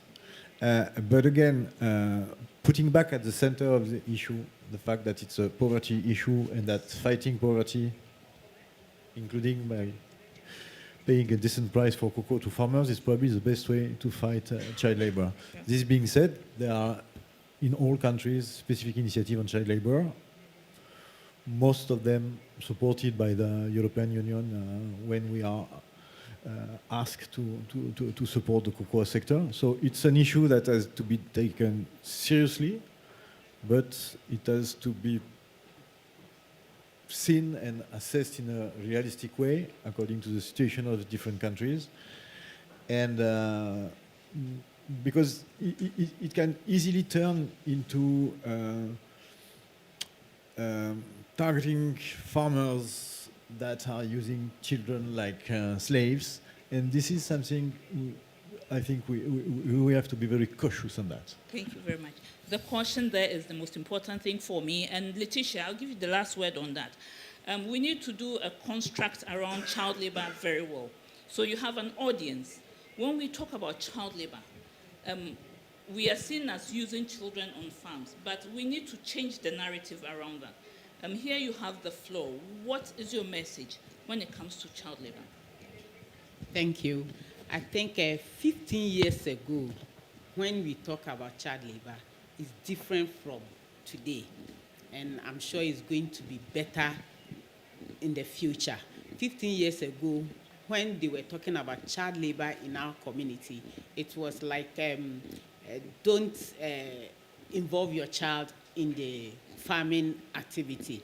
When we talk about child labor, it's about the child involved in harmful activities on the farm. It's about children not going to school, but working on the farm during school hours. It's about children who are under 18 years going to the farm. These days, child labor in our community means that the child goes to school.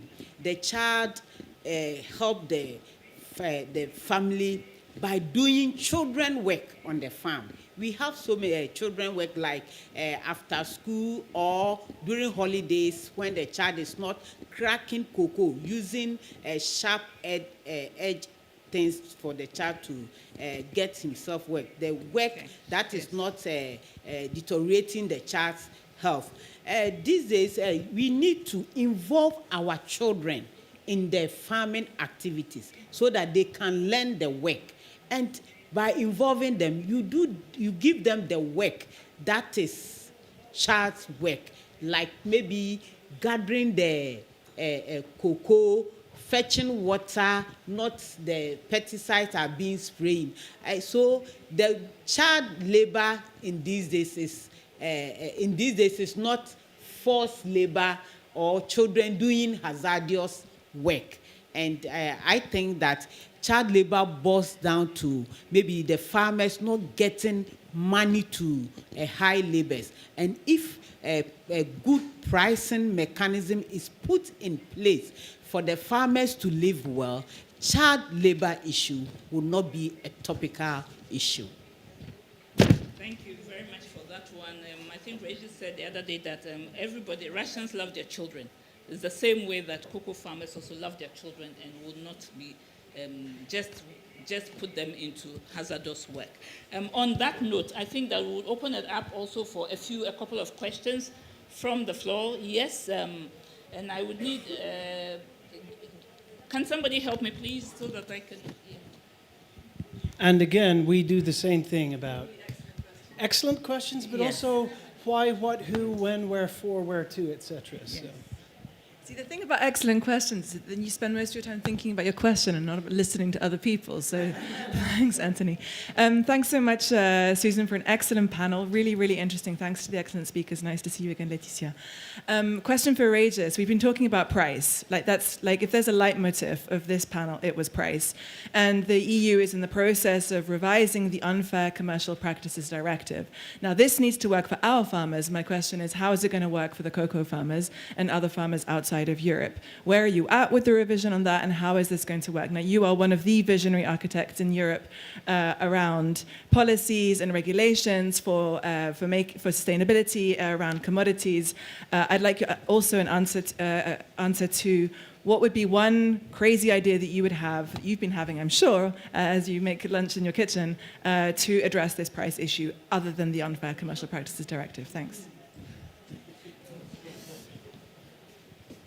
Thank you. Thanks.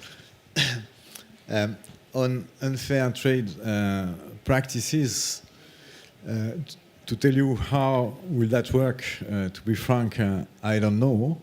But my feeling is that it can be a tool, and if farmers' communities or NGOs on behalf of farmers' communities, I'm not a specialist of this specific piece of law, but I think that NGOs can help farmers' communities not sufficiently equipped to try to make this law effective for their benefits. So if there is a strong appropriation by civil society of this possibility, which will be offered by this new regulation, it can help. If when we are talking about decommoditization, it means basically that we would agree on a price of this commodity of cocoa, which will cover costs of sustainable production, and I put in that decent living condition. So if based on that, you can demonstrate that some practices are unfair in that sense, that they are not respecting this agreement we would have on the fact what is sustainable cocoa, that will do the job. So basically, I would say that once the regulation is in place, the ball will be in your court, in the court of NGOs and farmers' organizations, that we will continue to support, of course. Thank you very much. Anthony, I guess we don't have any more questions for no time. Then I see one hand out there. We'll do one more, and then we'll have a coffee/drink break, and people can grab a little bit of fresh air, etc. We are aware that it's quite warm here. That's because so many of us came in here, and it's like lots of warm bodies make a room quite warm as well. Anyway, Evan. Yeah. So thank you. So I have two questions. One question. Okay, one question. My name is Evans Apiakisi. I'm a postdoctoral researcher at the University of Kassel in Germany. So my question is about the cocoa farmers themselves and their growing communities. Where are they now in terms of their mindset when it comes to sustainability, and how are we going when it comes to their mindset in terms of sustainability? Thank you. Is that a question for Leticia or for the whole panel? For Leticia. Leticia, your mindset. And for Leticia and for Freddie as well. Yes. Okay. Thank you. For us, the cocoa farmers, we've seen that we always produce the cocoa, we sell it in the raw states, and we cannot compete with the other producers in our communities or in our country. So we see it as a way of enriching ourselves. We are now inviting partners for value addition. We should add value to our cocoa beans. The cocoa beans, we see that the industry, those who are processing, are getting profit, while those of us who are producing are always described as poor cocoa farmers. So why don't we add value? Like what I'm having here. This is chocolate made by myself and my cooperative, Emma Chocolate. And some of you have tasted it today. What is the difference between this chocolate and that produced in Belgium, Amsterdam, and Switzerland? We can also do same. So at least if 20% or 10% of what we produce is processed into liquor, into cocoa mass, into butter, and into chocolate in our country, I think cocoa farmers will live better. Thank you very much. And on that note, I think that Freddie, also your closing remarks, and then with regards to what you see for farmers in terms of sustainability. Bueno, yo creería que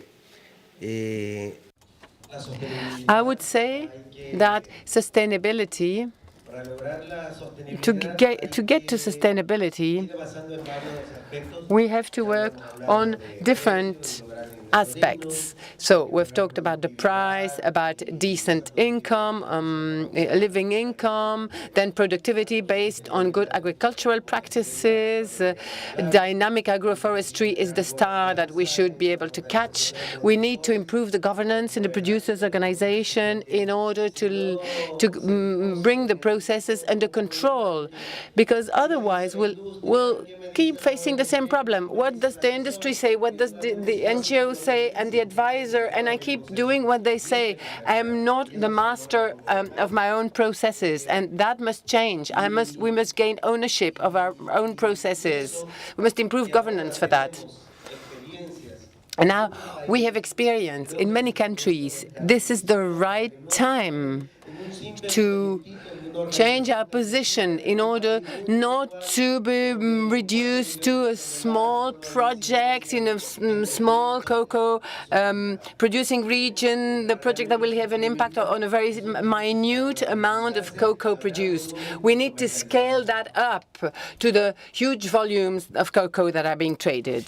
Okay, thank you very much. I think that the resounding sound is that the new bold, the bold normal will be that there will be a multi-stakeholder approach towards all that we've discussed. The price is important, but also companies' responsibilities and government responsibilities are all important for us to sustain living income to our farmers and their communities.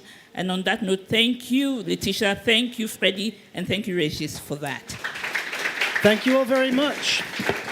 We will be taking a break, and I know that we sometimes say a short break. We've actually built in time for a break because we know that lots of you like speaking with each other. Also, there's one coffee machine, so it will take a while for everyone that wants to get their coffee to get their coffee.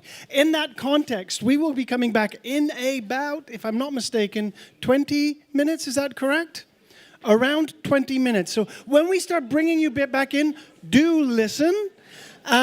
And also, please reuse your cups. We are a sustainability organization, so please reuse your cups if you can. And come back in about 20 minutes. We've got a great panel on the current evaluations in Europe, and there's a lot happening, and we've got the Commission themselves as well again. So thank you all. See you in a few minutes. I've always been the one to say the first goodbye. Hello, hello. People. Okay. Can people please take back their seat? We're going to start again. ¿Cómo que la cocina?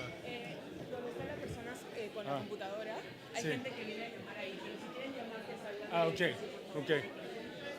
We're going to start again. Please take back your seats. It was the sign for free beer for everybody. May I please ask you to go back to your seats? Hello, hello, hello.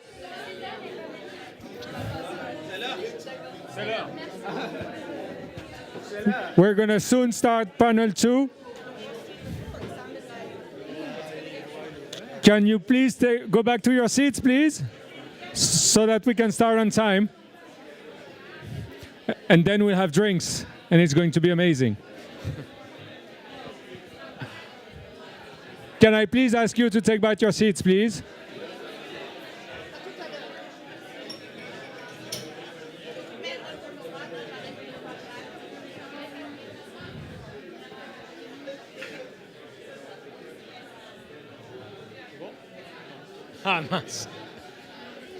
Please come back to your seats so that we can start again for the next panel. I'll let my panelists go on stage. Please, second panel will focus on the European Union. Yeah. Okay? Can people please go back to their seats, please? Pretty please.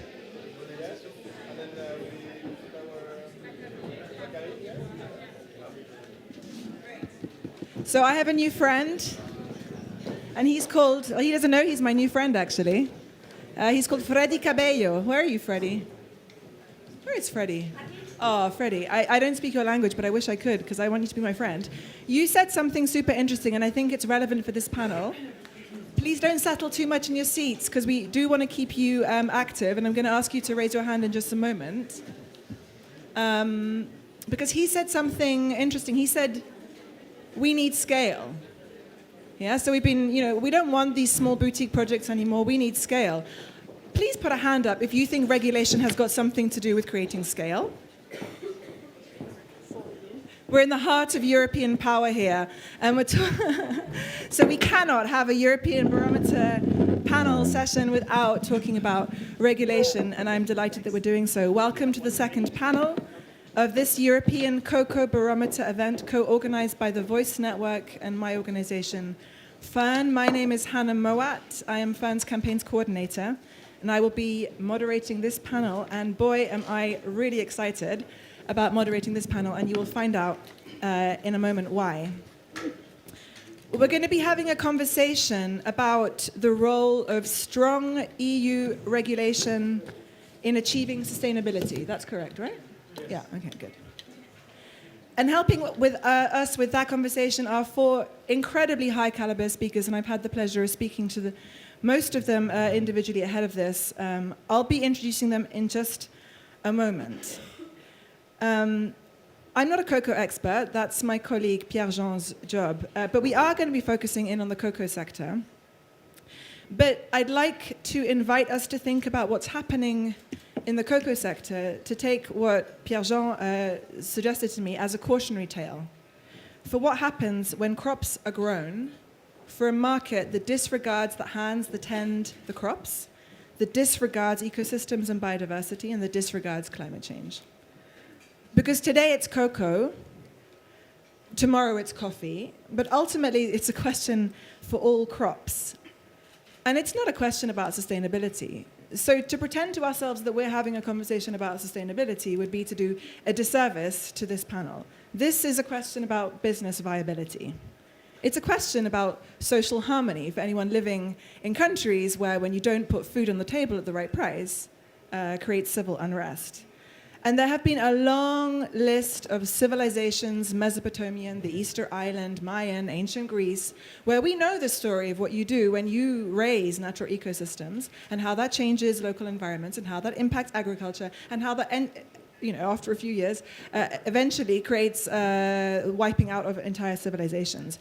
And what researchers at the infamous Crowther Lab, based out of ETHZ in Zurich, have found an incredible statistical correlation between countries that have rising forest cover and countries that have rising agricultural productivity. It's quite fascinating.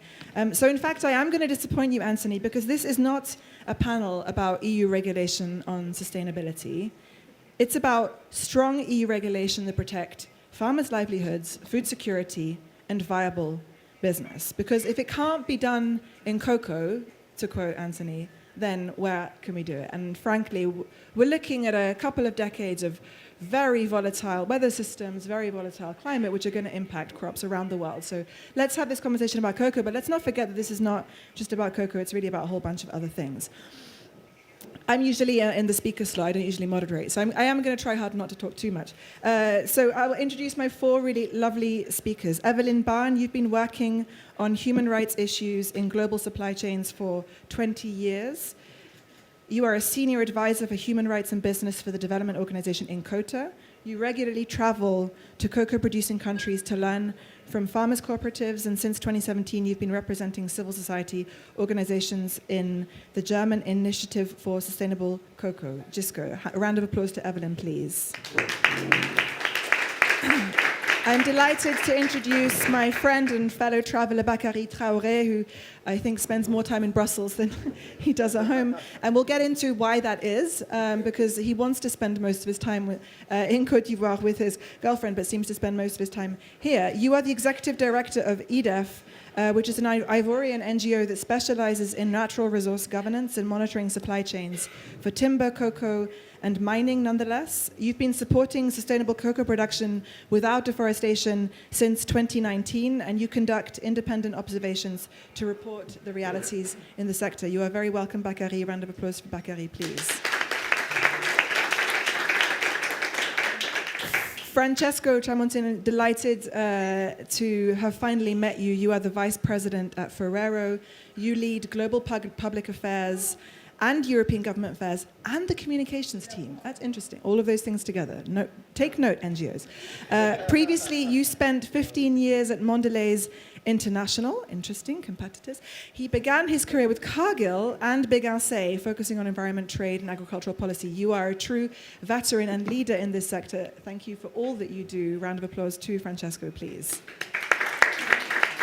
And last but not least, it is my huge pleasure to introduce Luis Planas Herrera, who has taken time out of his very busy schedule. The organizers of this conference were frantically finding the best speaker after his boss unfortunately had to attend a different meeting, but we are delighted that you are here. You serve as a member of cabinet for the Commissioner Jessica Rosval at the European Commission.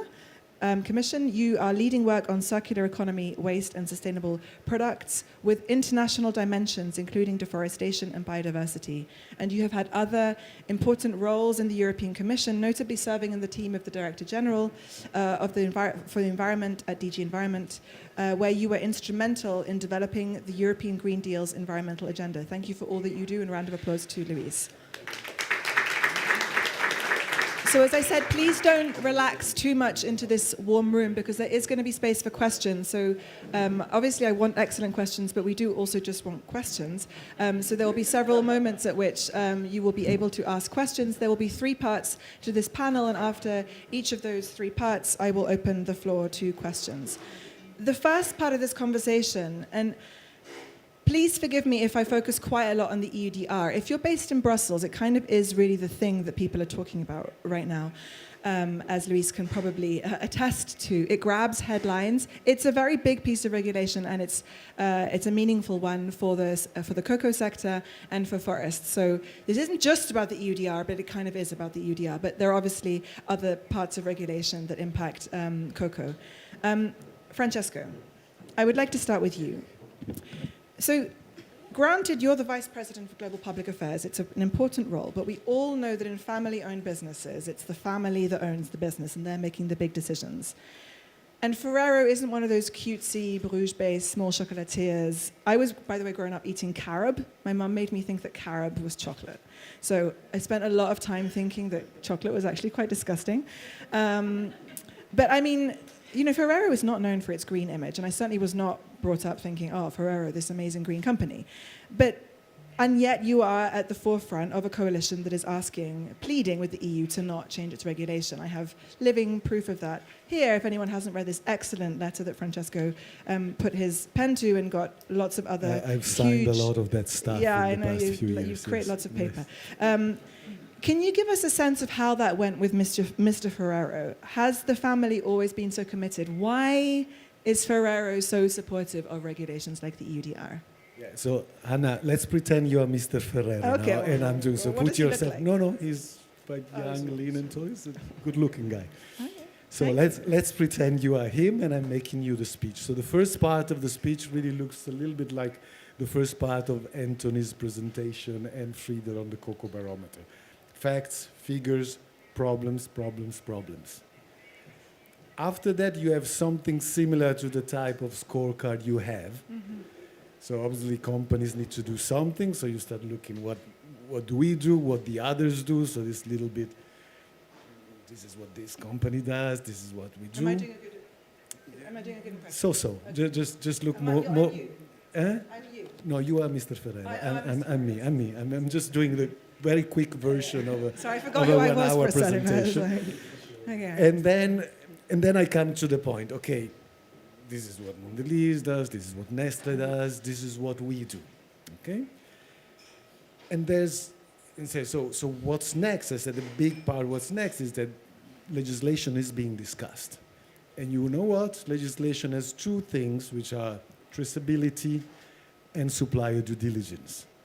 And you know what? To your point, Ferrero is not known because we haven't been making big claims or slapping big green dots on our products. But the reality is, well before the sustainability word existed, we really invested in traceability, that's supplier transparency, and long-term supplier relationship. It's also a particular business model for a big producer because we process most of our cocoa ourselves.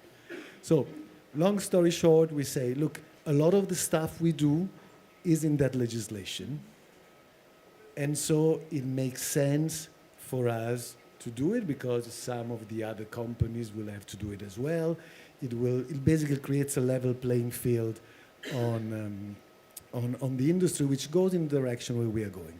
And then that's a very, very quick, easy sales pitch. So he's into the details, this guy. He is, but actually much more than what we are doing now. Okay. But so it's an easy sell, and you know the three things why we've been justifying, and when I say we, it's the whole food industry, not only Ferrero. There's three things top line that we said: level playing field, impact at scale, you said it before, and legal certainties. I'm looking at Anthony 6 years ago, it looked groundbreaking when we were saying, now I don't think there's anybody in the chocolate industry, but in the food industry, that would dare to deny those very high principles. So that's why we supported what we supported. Okay, I mean, I'm not going to ask you the other follow-up question, but I think I'm still not getting what's the business case. Like, I'm a businessman. Like, what? Maybe I will ask you this question. Like, he's a businessman. Like, what is it? What is the business case for supporting regulation or for supporting the UDR? You said level playing field. I think I've had level playing field so often that it could be made an acronym in Brussels. Yeah, no, let's look, say LPF. What is the level playing I field? told the unpolite thing. Level playing field is a polite diplomatic word to say I let the other do what I'm doing already. Okay. And why is that important? The reason I'm doing it already links to what I was saying before. I'm buying and transforming my own cocoa. So it's security of supply and quality, to which then we've attached some sustainability controls, let's put it that way. The way it was called in Ferrero, way before even sustainability existed, is sacco conosciuto, means known bag. Know the bag you're buying, from whom and from where. And again, I'm not saying this for PR purposes. It's just saying what you're doing is somehow written in that law, which then will give us legal certainty, continue to do that, because some other models are very different. Again, I'm showing you the selfish part of the sales pitch. Yes. We want the selfish part. And then, again, level playing field. Everybody does it.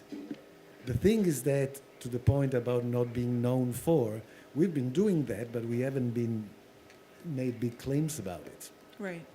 To what extent is... So I want to get back into level playing field, because we do hear it a lot. And as I said, you could almost... I haven't convinced you that much. No, it was easier to convince Mr. Ferrero than you, yes. Because is there an element of... How does it feel to be a company that is leading and everyone else not doing the same thing? Is it that things are more expensive and you're like, oh, this is really annoying, we're paying a lot, we're not being recognized for it, everyone else should be doing it as well? Or is there an element of like securing like competitiveness? Like, is this about protecting European products against international competition? Like, can you just, and after that, I promise I'll let you go and go to the next person. So your question is, do you feel bad about leading on certain? It's not a beauty contest. No, it's what is it? Is it pain? What is difficult about being the leader and everyone else lagging behind? First of all, we don't necessarily feel the leaders. So we feel we are doing something. We feel we are doing something well. We feel it's the right thing. And when you see part of the crowd not going in the same direction, I mean, actually, for example, physical traceability of beans was one. There was a step away for a while. I think it's even written in the Cocoa Barometer somehow that you've seen this picking up, probably because UDR. It's not us. We've been doing it. We've been doing it already. So it's not leading. It's the sense that you feel you're doing the right stuff and you see other having fun in a different way. So it's a feeling you can relate to as a person. That's so the EUDR makes sense from a business perspective. I want to zoom out to the sector, and I want to bring in you and Evelyn together. You're both veterans of the confectionery industry, in particular the cocoa industry. She's a true veteran. Why is the cocoa sector a front runner? Why did cocoa companies come out so early in favor of the EUDR? What can companies who are involved in cocoa see that other companies can't see? Can you give us a bit of the lay of the land here? Well, I think I can echo a little bit what Francesco was saying. When I'm looking here right at this historic timeline and what happened when, and I think that was very interesting this morning. When I started working in cocoa in like 15 years ago, nobody was talking about deforestation. Everybody was talking about child labor. So companies had a big reputational risk in the field of child labor, having human rights violations in their supply chain. And then it was NGOs like I would name Mighty Earth, but I would also name the Ghanaian organization EcoCare, who did quite some research on how forest was cut down for cocoa. And it's due to those data that were collected and campaigns that were really targeting companies that made companies move. And I saw that companies really had a wake-up call when different NGOs came out with that, when it went through the media.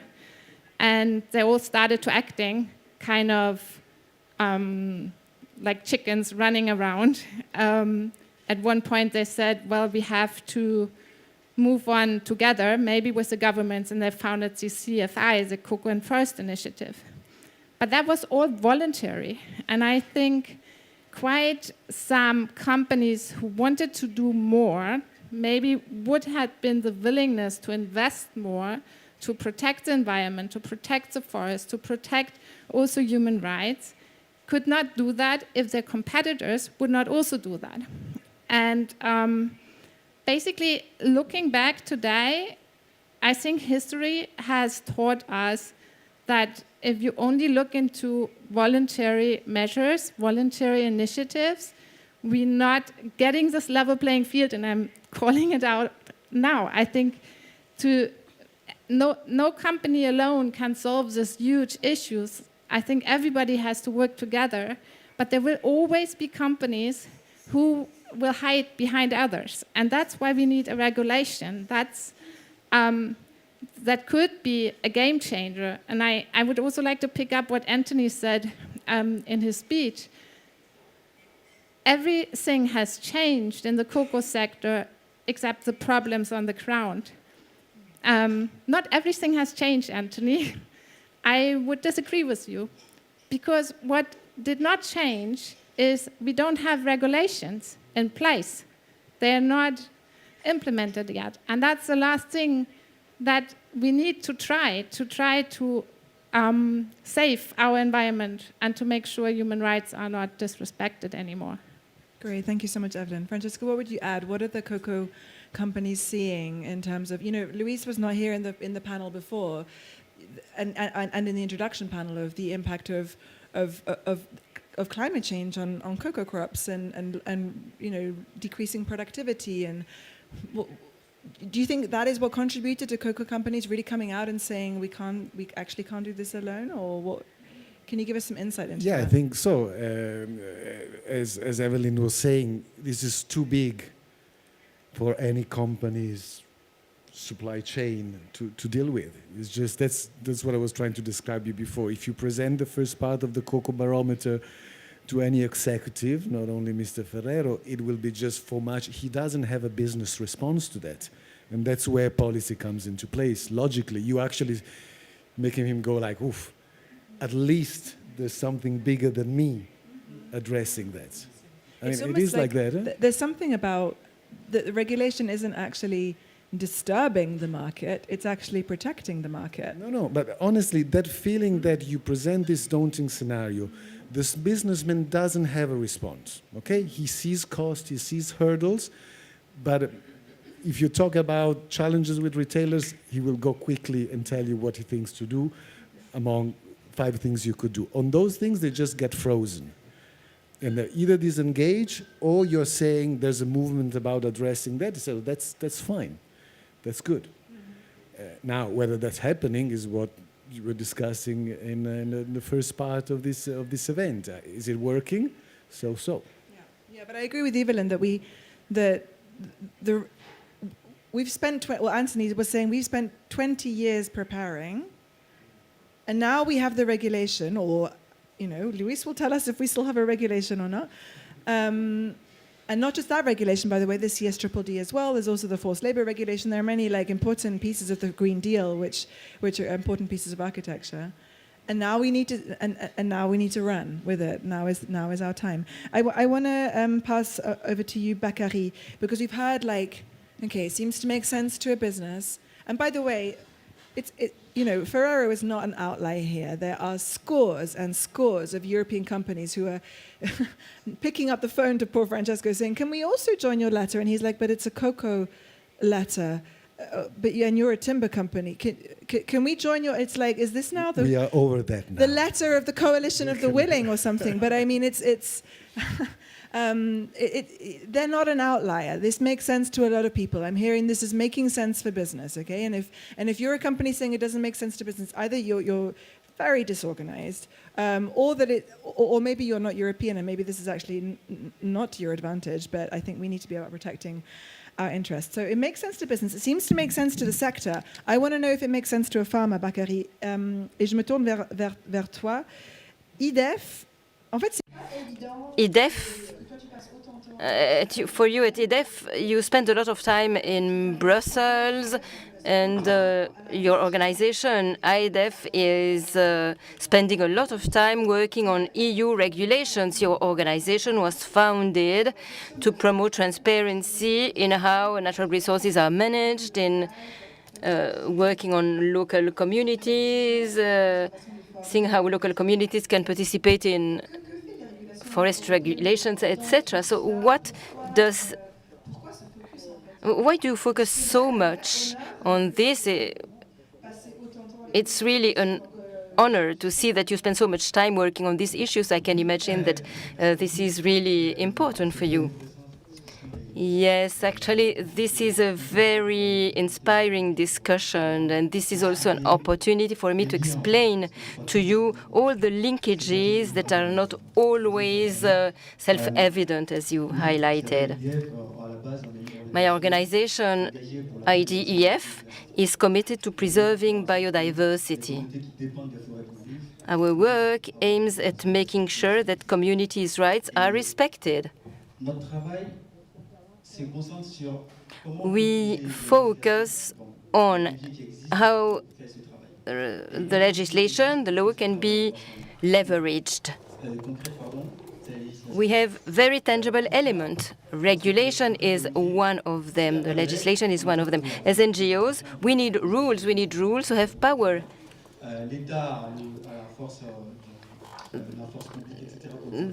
Our government has the power to implement the decisions, and we, as NGOs, need regulations. We need rules. Otherwise, we would just rely on people's goodwill.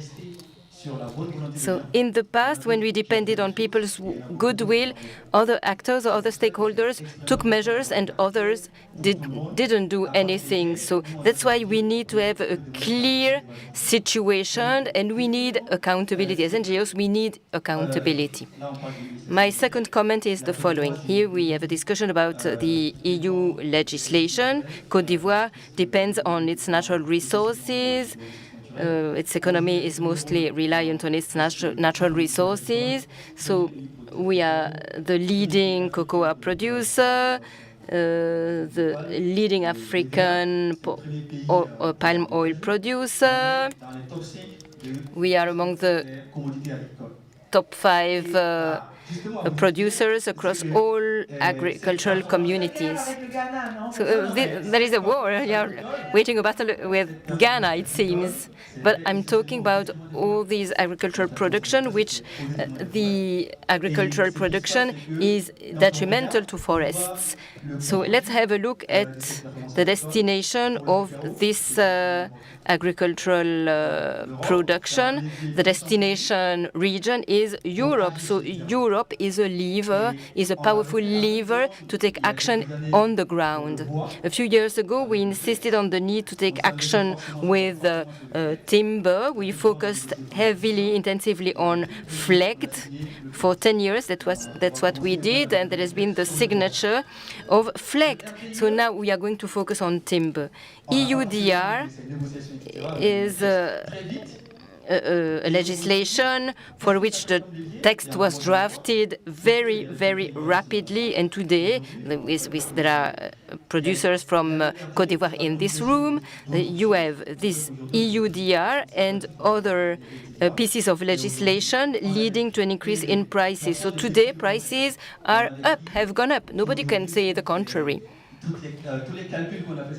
Based on all our calculations for living income, we must say that we are above what was said. So the challenge today consists in really making sure that we keep up with these prices, that we keep these prices. So regulation is a powerful tool, not the only one, there are others, of course, to really make this sustainable. But we need to argue for this, to have the rationale behind this. The report makes reference to those countries that still have many forests, such as in Cameroon. Cameroon has legislated to really double production. You have Liberia that is also focused on having 20,000 hectares of forests, etc. So this will, or at least, and more measures. So this will lead to more areas where cocoa will be produced, and this will have some impact on the marketplace. So we will be back to square one.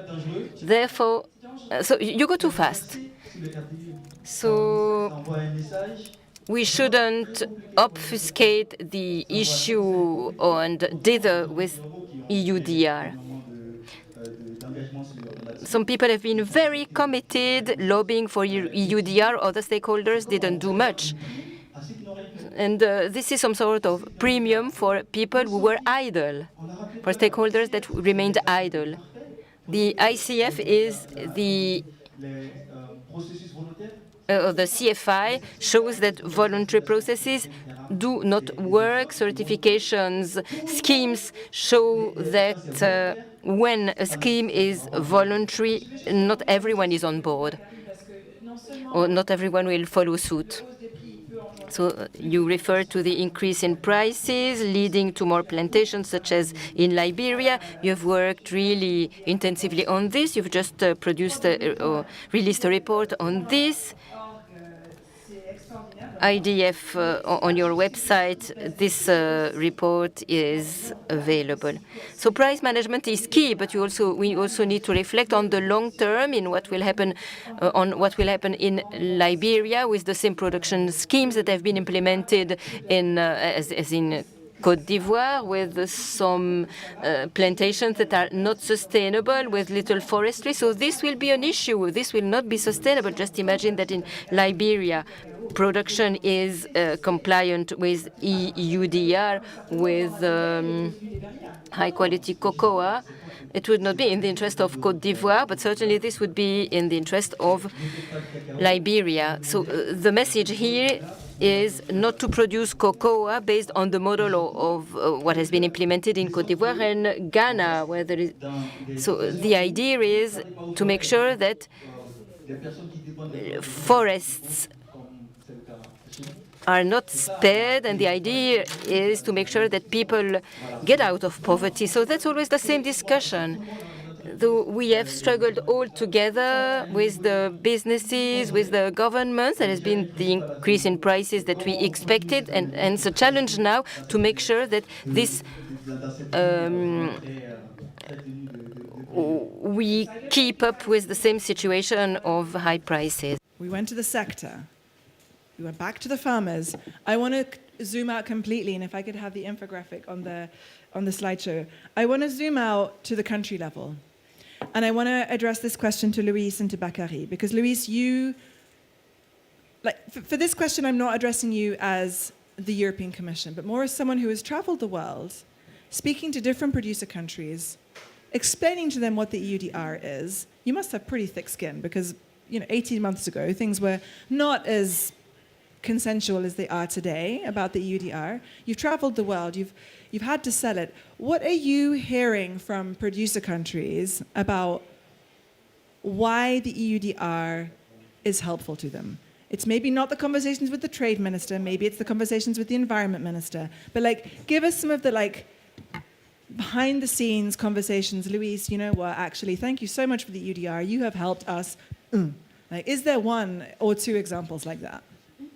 Well, thanks a lot, Hannah, and a real pleasure to be here with all of you today, and also seeing good partners and friends that we've been working for years together, because I've been working in the environment field for the last 10 years, and I'm involved in the development of the EU's deforestation policy since, in the last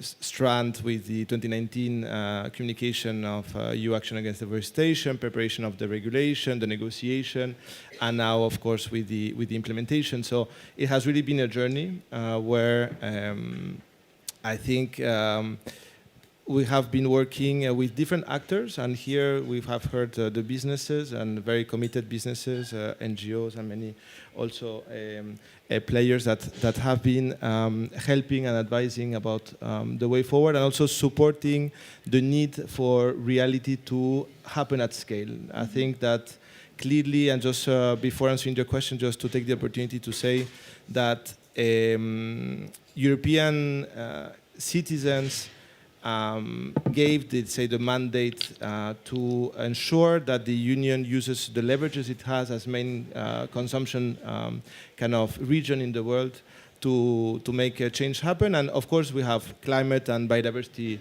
elements. Bakary mentioned the work on biodiversity, so the Paris Agreement, the Global Biodiversity Framework, and others clearly. But now, for example, and also linking to what Ferrero said now, the word resilience, it's so much part of our day-to-day, and the contribution that having a regulation like EDR makes to supply chain resilience. How do we ensure that the supply chains are much more stable, also for the livelihoods, also for the production countries? I mean, we've seen situations where climate change impacts are increasing, are more extreme on a day-to-day basis. So the links between deforestation and the water cycles, and how deforestation is generating or amplifying droughts across the world, it's something that is getting more and more awareness on, and we're actually, and now coming to your question, where our partner countries are also convinced of. And I think that... Can you give me one example? What was a conversation with an environment minister that you've had? Because that's the level of people who you meet. Yeah. Where maybe there were disagreements, because we know that there's been a lot of official pushback against the UDR, but behind the scenes, and you'll see on this infographic, different kinds of examples of ways in which the UDR has already been making changes, making improvements to forest codes, laws, traceability systems. Can you give us at least do you have one example in mind of a conversation with an environment minister where they were saying, this helped us change the balance of power in cabinet meetings, or push through more money in the budget for protecting forests? So I don't know, is there anything like that you can... Well, I think that everybody's concerned about the trade implications for a country where the exports and let's say the economies are so reliant on the export of UDR-related commodities. But what is clear is that it has helped in many countries drive broader change within the country. I mean, I was now in September, for example, in Malaysia, just to talk about another commodity on palm oil, and then in Malaysia, you see the efforts, and also supported by EU cooperation support, with a project to look at how the Malaysian palm oil certification is aligned or not with EUDR requirements, and where in Malaysia there has been a change of the national law to ensure that MSPO, for example, aligns with EUDR requirements and ensures making it obligatory for all producers to be MSPO compliant.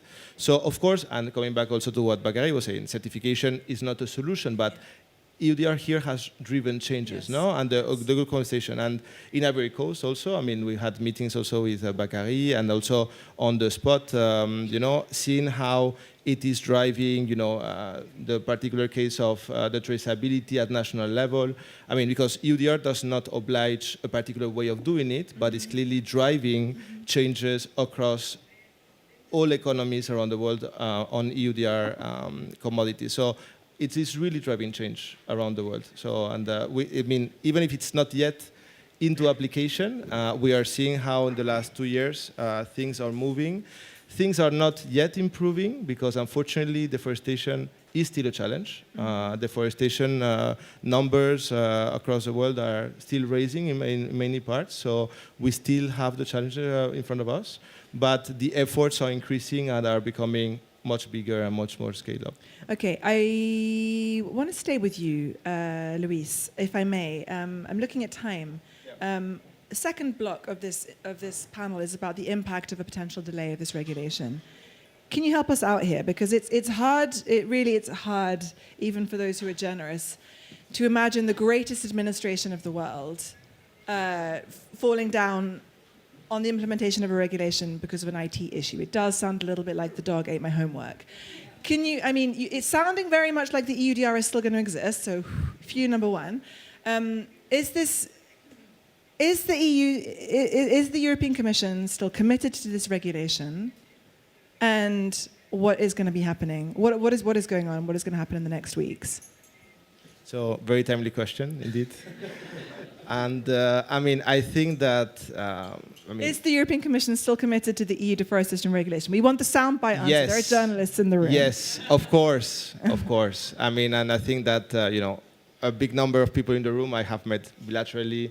They know the work that we've been doing in the implementation of this very important regulation that is, as I said, driving change across the world. So yes, I mean, the Commission is fully committed to the implementation of this regulation and to its objectives, so that's clear.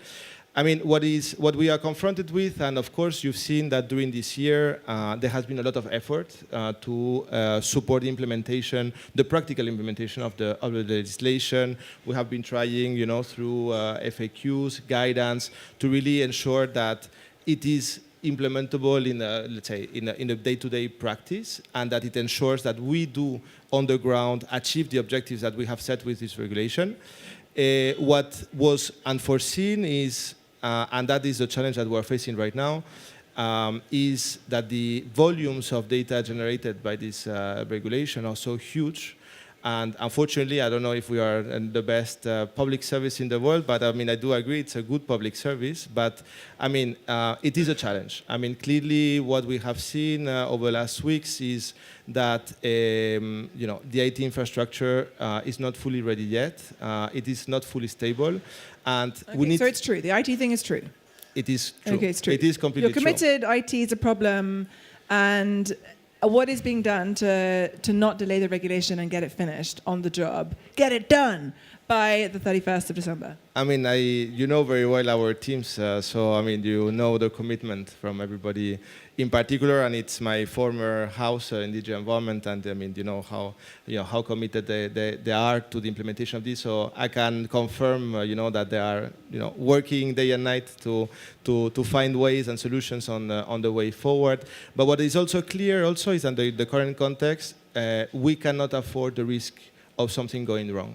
I mean, that we cannot have and face any probability that on the 1st of January or the 31st of December, there is a problem, and then goods and commodities traded within the Union face a barrier, face a challenge, are blocked at our customs, and this is something we cannot afford, clearly. So this is I mean, the why we are in the situation that we are right now, but Yes. I mean, it's a small kind of disruption in a much longer journey that has, you know, brought us where we are. Great, thanks, Luis. I would like to open the floor for a few questions. I see one from Anthony, I see one from Laetitia. Let's take those two and then we go on with our questions. We only have 5 minutes left.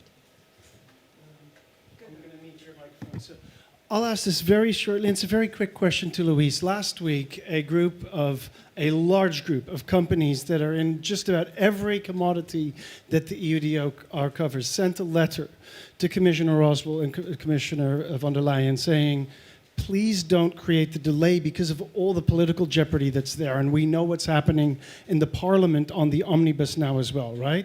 Please don't create that delay.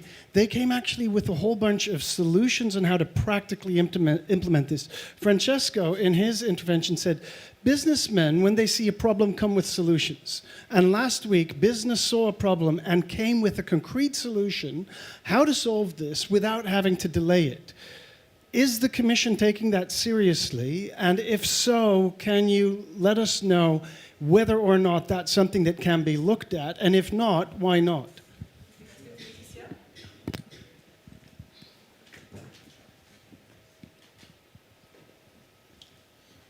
Thank you for the opportunity. EUDR has brought a lot of stirring in Ghana. And we, the farmers, have seen that is going to help us, or it has even started helping us. The government of Ghana, or our regulator, Cocoa Board, has taken a lot of initiative to put the EUDR in place. They've spent a lot of farmers' money, farmers' resources. A lot of advocacy has gone on. We, the farmer leaders, have gone ahead to the ground to educate the farmers on it. And now there is a sudden change of mind to postpone it. How consistent is the EU? And how are we going to be taken serious the next time we move to our communities, our farmers, and even the LBCs to tell them that the EUDR is taking place or is coming back? To the extent that even Ghana, we've gone ahead to institute ARS 1000. And we've seen that all this thing is helping us. For the EU to go back or to postpone it, don't you think that it's going to have negative repercussion on the farmers and the government and on our resources? Are you going to compensate the farmers for the resources that we've put into bringing the US into place? Okay, quick sharp response from Luis, and then... Superb. I mean, many thanks for both questions. I mean, on the first one, I mean, of course, I mean, we are analyzing all range of solutions to sort out and get out of this situation. So I very much, and I thank very much all the letters, proposals that have been sent over the last days to the Commission. With ideas and you know, practical elements. I think it's really important, and I also very much invite to continue in that regard. What is also clear is that we are 3 months from the enter into application of the regulation, and of course time is very short. So we also need to see what is the feasibility, what are the risks involved, and that is very much what the work that our technical teams are actually undergoing. But of course we take them very, very seriously. I mean, we do take this implementation of this regulation very seriously. And I just also, and very much, and thank you for the work that a lot of you are doing on the ground to support the implementation of this regulation that requires a lot of pedagogy, a lot of bringing in, small farmers to explain what is behind the regulation, why it is important, how to comply. So there's a lot of resources that have been put, a lot of efforts, and just to say that I understand and I hear let's say the frustration or the criticism, and I do take it. I think it's important to highlight that work is not, let's say, put to the bin, or all that work remains, and all that work will continue mattering. I mean, we're just discussing about how do we overcome a specific circumstance, a question of timing of the entry into application linked to a technical requirement of the text, but all that work will continue kind of mattering, and also to highlight that this is not only about EUDR, as Hannah was saying at the beginning. I mean, we're talking about compliance with the EU regulation, but we're also seeing that international markets are moving in that direction. So the work with producers, and in particular the smaller ones that have less means, to get into international value chains and ensure that, and also link to what Bakary was saying, ensure that they have a stable, more just income towards that production is very important, because this is, as we said, these regulations and these efforts are, of course, environmentally driven, but have underlying a lot of elements that will continue mattering in the midterm. So I think also to say that there's no turning back. We are advancing. We are implementing this regulation. We are fighting in deforestation. And this is a collective engagement that we have taken, institutions, businesses, civil society, producer countries, and this journey continues. And this is something very important, to highlight. The Commission, because of, let's say, a possible delay, does not mean that we are turning back on the objectives of this regulation or that things are changing.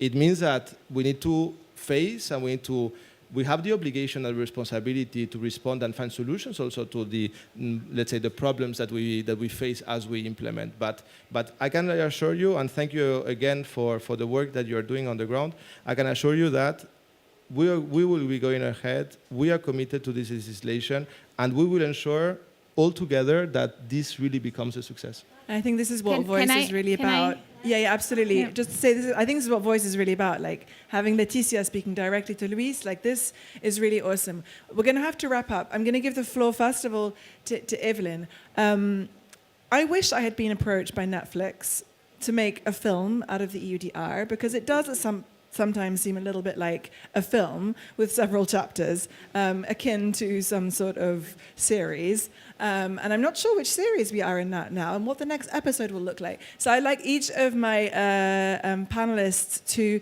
reflect on what is the last chapter of the EU saga going to be. I'm going to hand over to Evelyn to make your last point and also to wrap us up as we go through the line.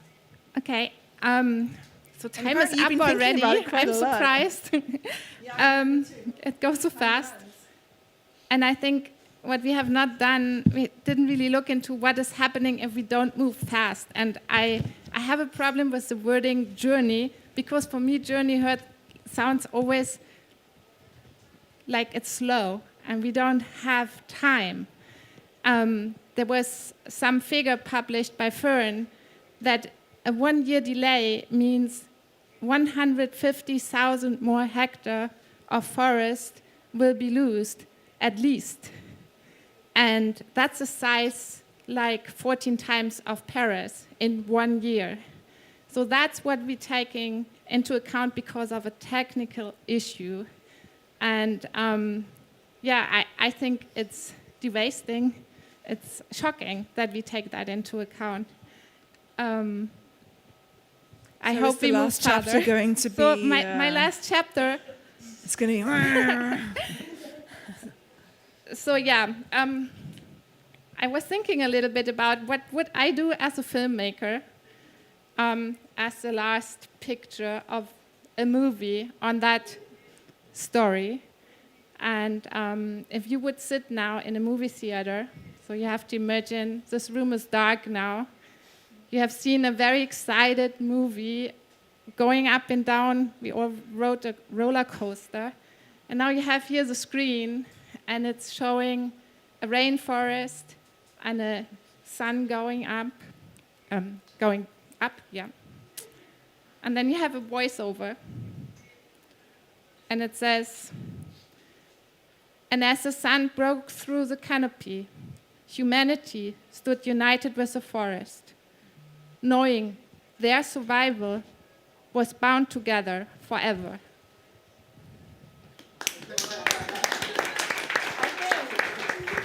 I think, if I may, I think that finalizes our panel. I mean, we can't do any better than that. Louise, Bakary, Francesca, you guys have been great. Thank you so much. Sorry there's so little time for questions. Thank you, everybody. Bye-bye.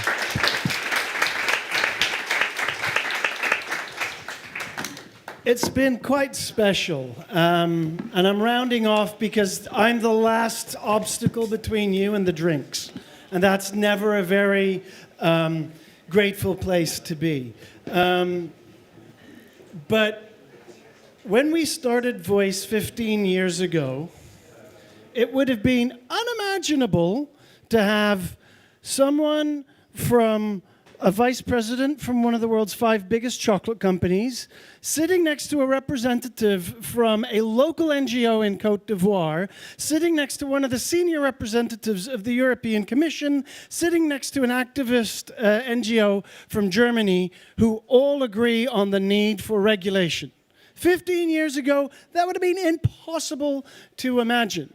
And now we are actually disappointed by the delay that we are getting. So this is, again, the progress that we have made. And the work that's happening, or all the chaos that's happening in this city at the moment, reminds me of a saying, or something I read recently in a book by a very old Franciscan friar called Richard Rohr. And he's finishing his last book. He's written many books. And he's talking in this book about how we make the world a better place. And in this book, he says, change is never linear, and the work on change never stops. And I think that that's the work that we have here. I was at a session for Rainforest Alliance last week where Daniel Katz, their founder, was speaking, and he said, we shouldn't be here anymore. And his statement is, like, we shouldn't have to protect the forest anymore. And though I love that sentiment, I'm not sure I agree with that, because there will always be power. And that power might be corporate, that power might be governments, that power might be powerful multi-billionaire individuals. As long as there is power in this world, that power will have to be held accountable. And the only way you hold power accountable is together. And that's what we're doing here. As Voice, we're a member organization of 35 NGOs across the entire world. We literally have members in every inhabited continent. We work on every problem in the cocoa sector. That's why the bloody book is 200 plus pages, because we have to talk about all the issues across the entire world. But pulling the threads here, a conversation about price, and then a conversation about regulation, and that everybody agrees on that. And I'm seeing all the way in the back, I'd like Marika, could you stand up for a minute? And Marika is going to feel very uncomfortable about this. She has been out of the cocoa sector for 10 years, but she and I ran the Voice Network all the way at the beginning together. And Marika, you've been away for 10 years. Could you have imagined 10 years ago we would have organized something like this? There's a huge journey that we are making, and the journey as a metaphor is lovely.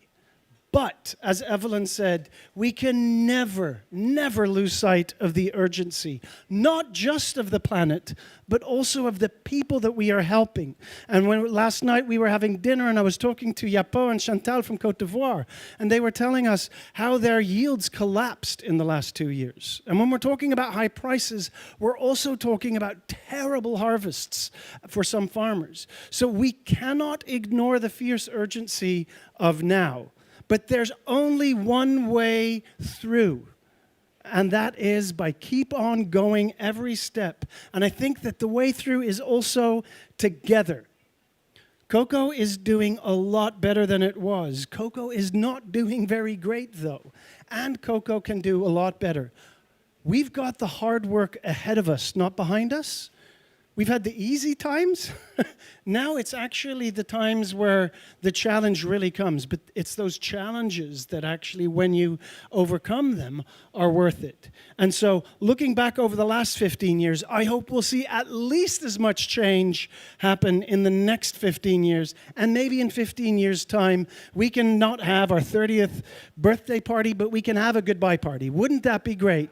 But if we can't, then at the very least, let's make sure that we're working this together. I want to thank Freddie. I want to thank Chantal and Yapo. I want to thank Leticia. I want to thank Bakary and Obed, all for coming across the world to sharing their perspectives here. And I want to make sure that we center the voices of rights holders at the beginning and at the end of our conversation. So thank you very much for coming. We really appreciate that.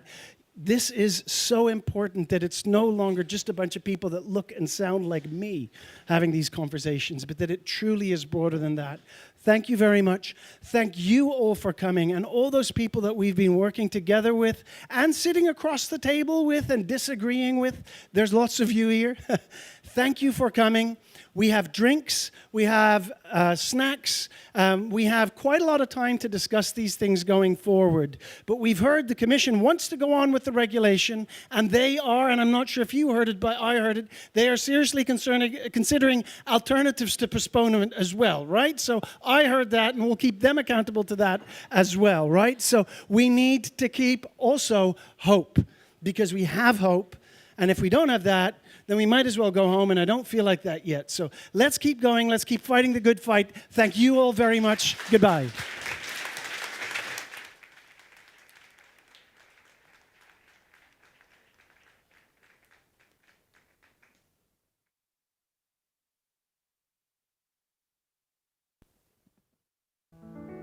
I've always been the one to say the first goodbye. I had to love and lose 100 million times. I had to get it wrong to know just what I like. And now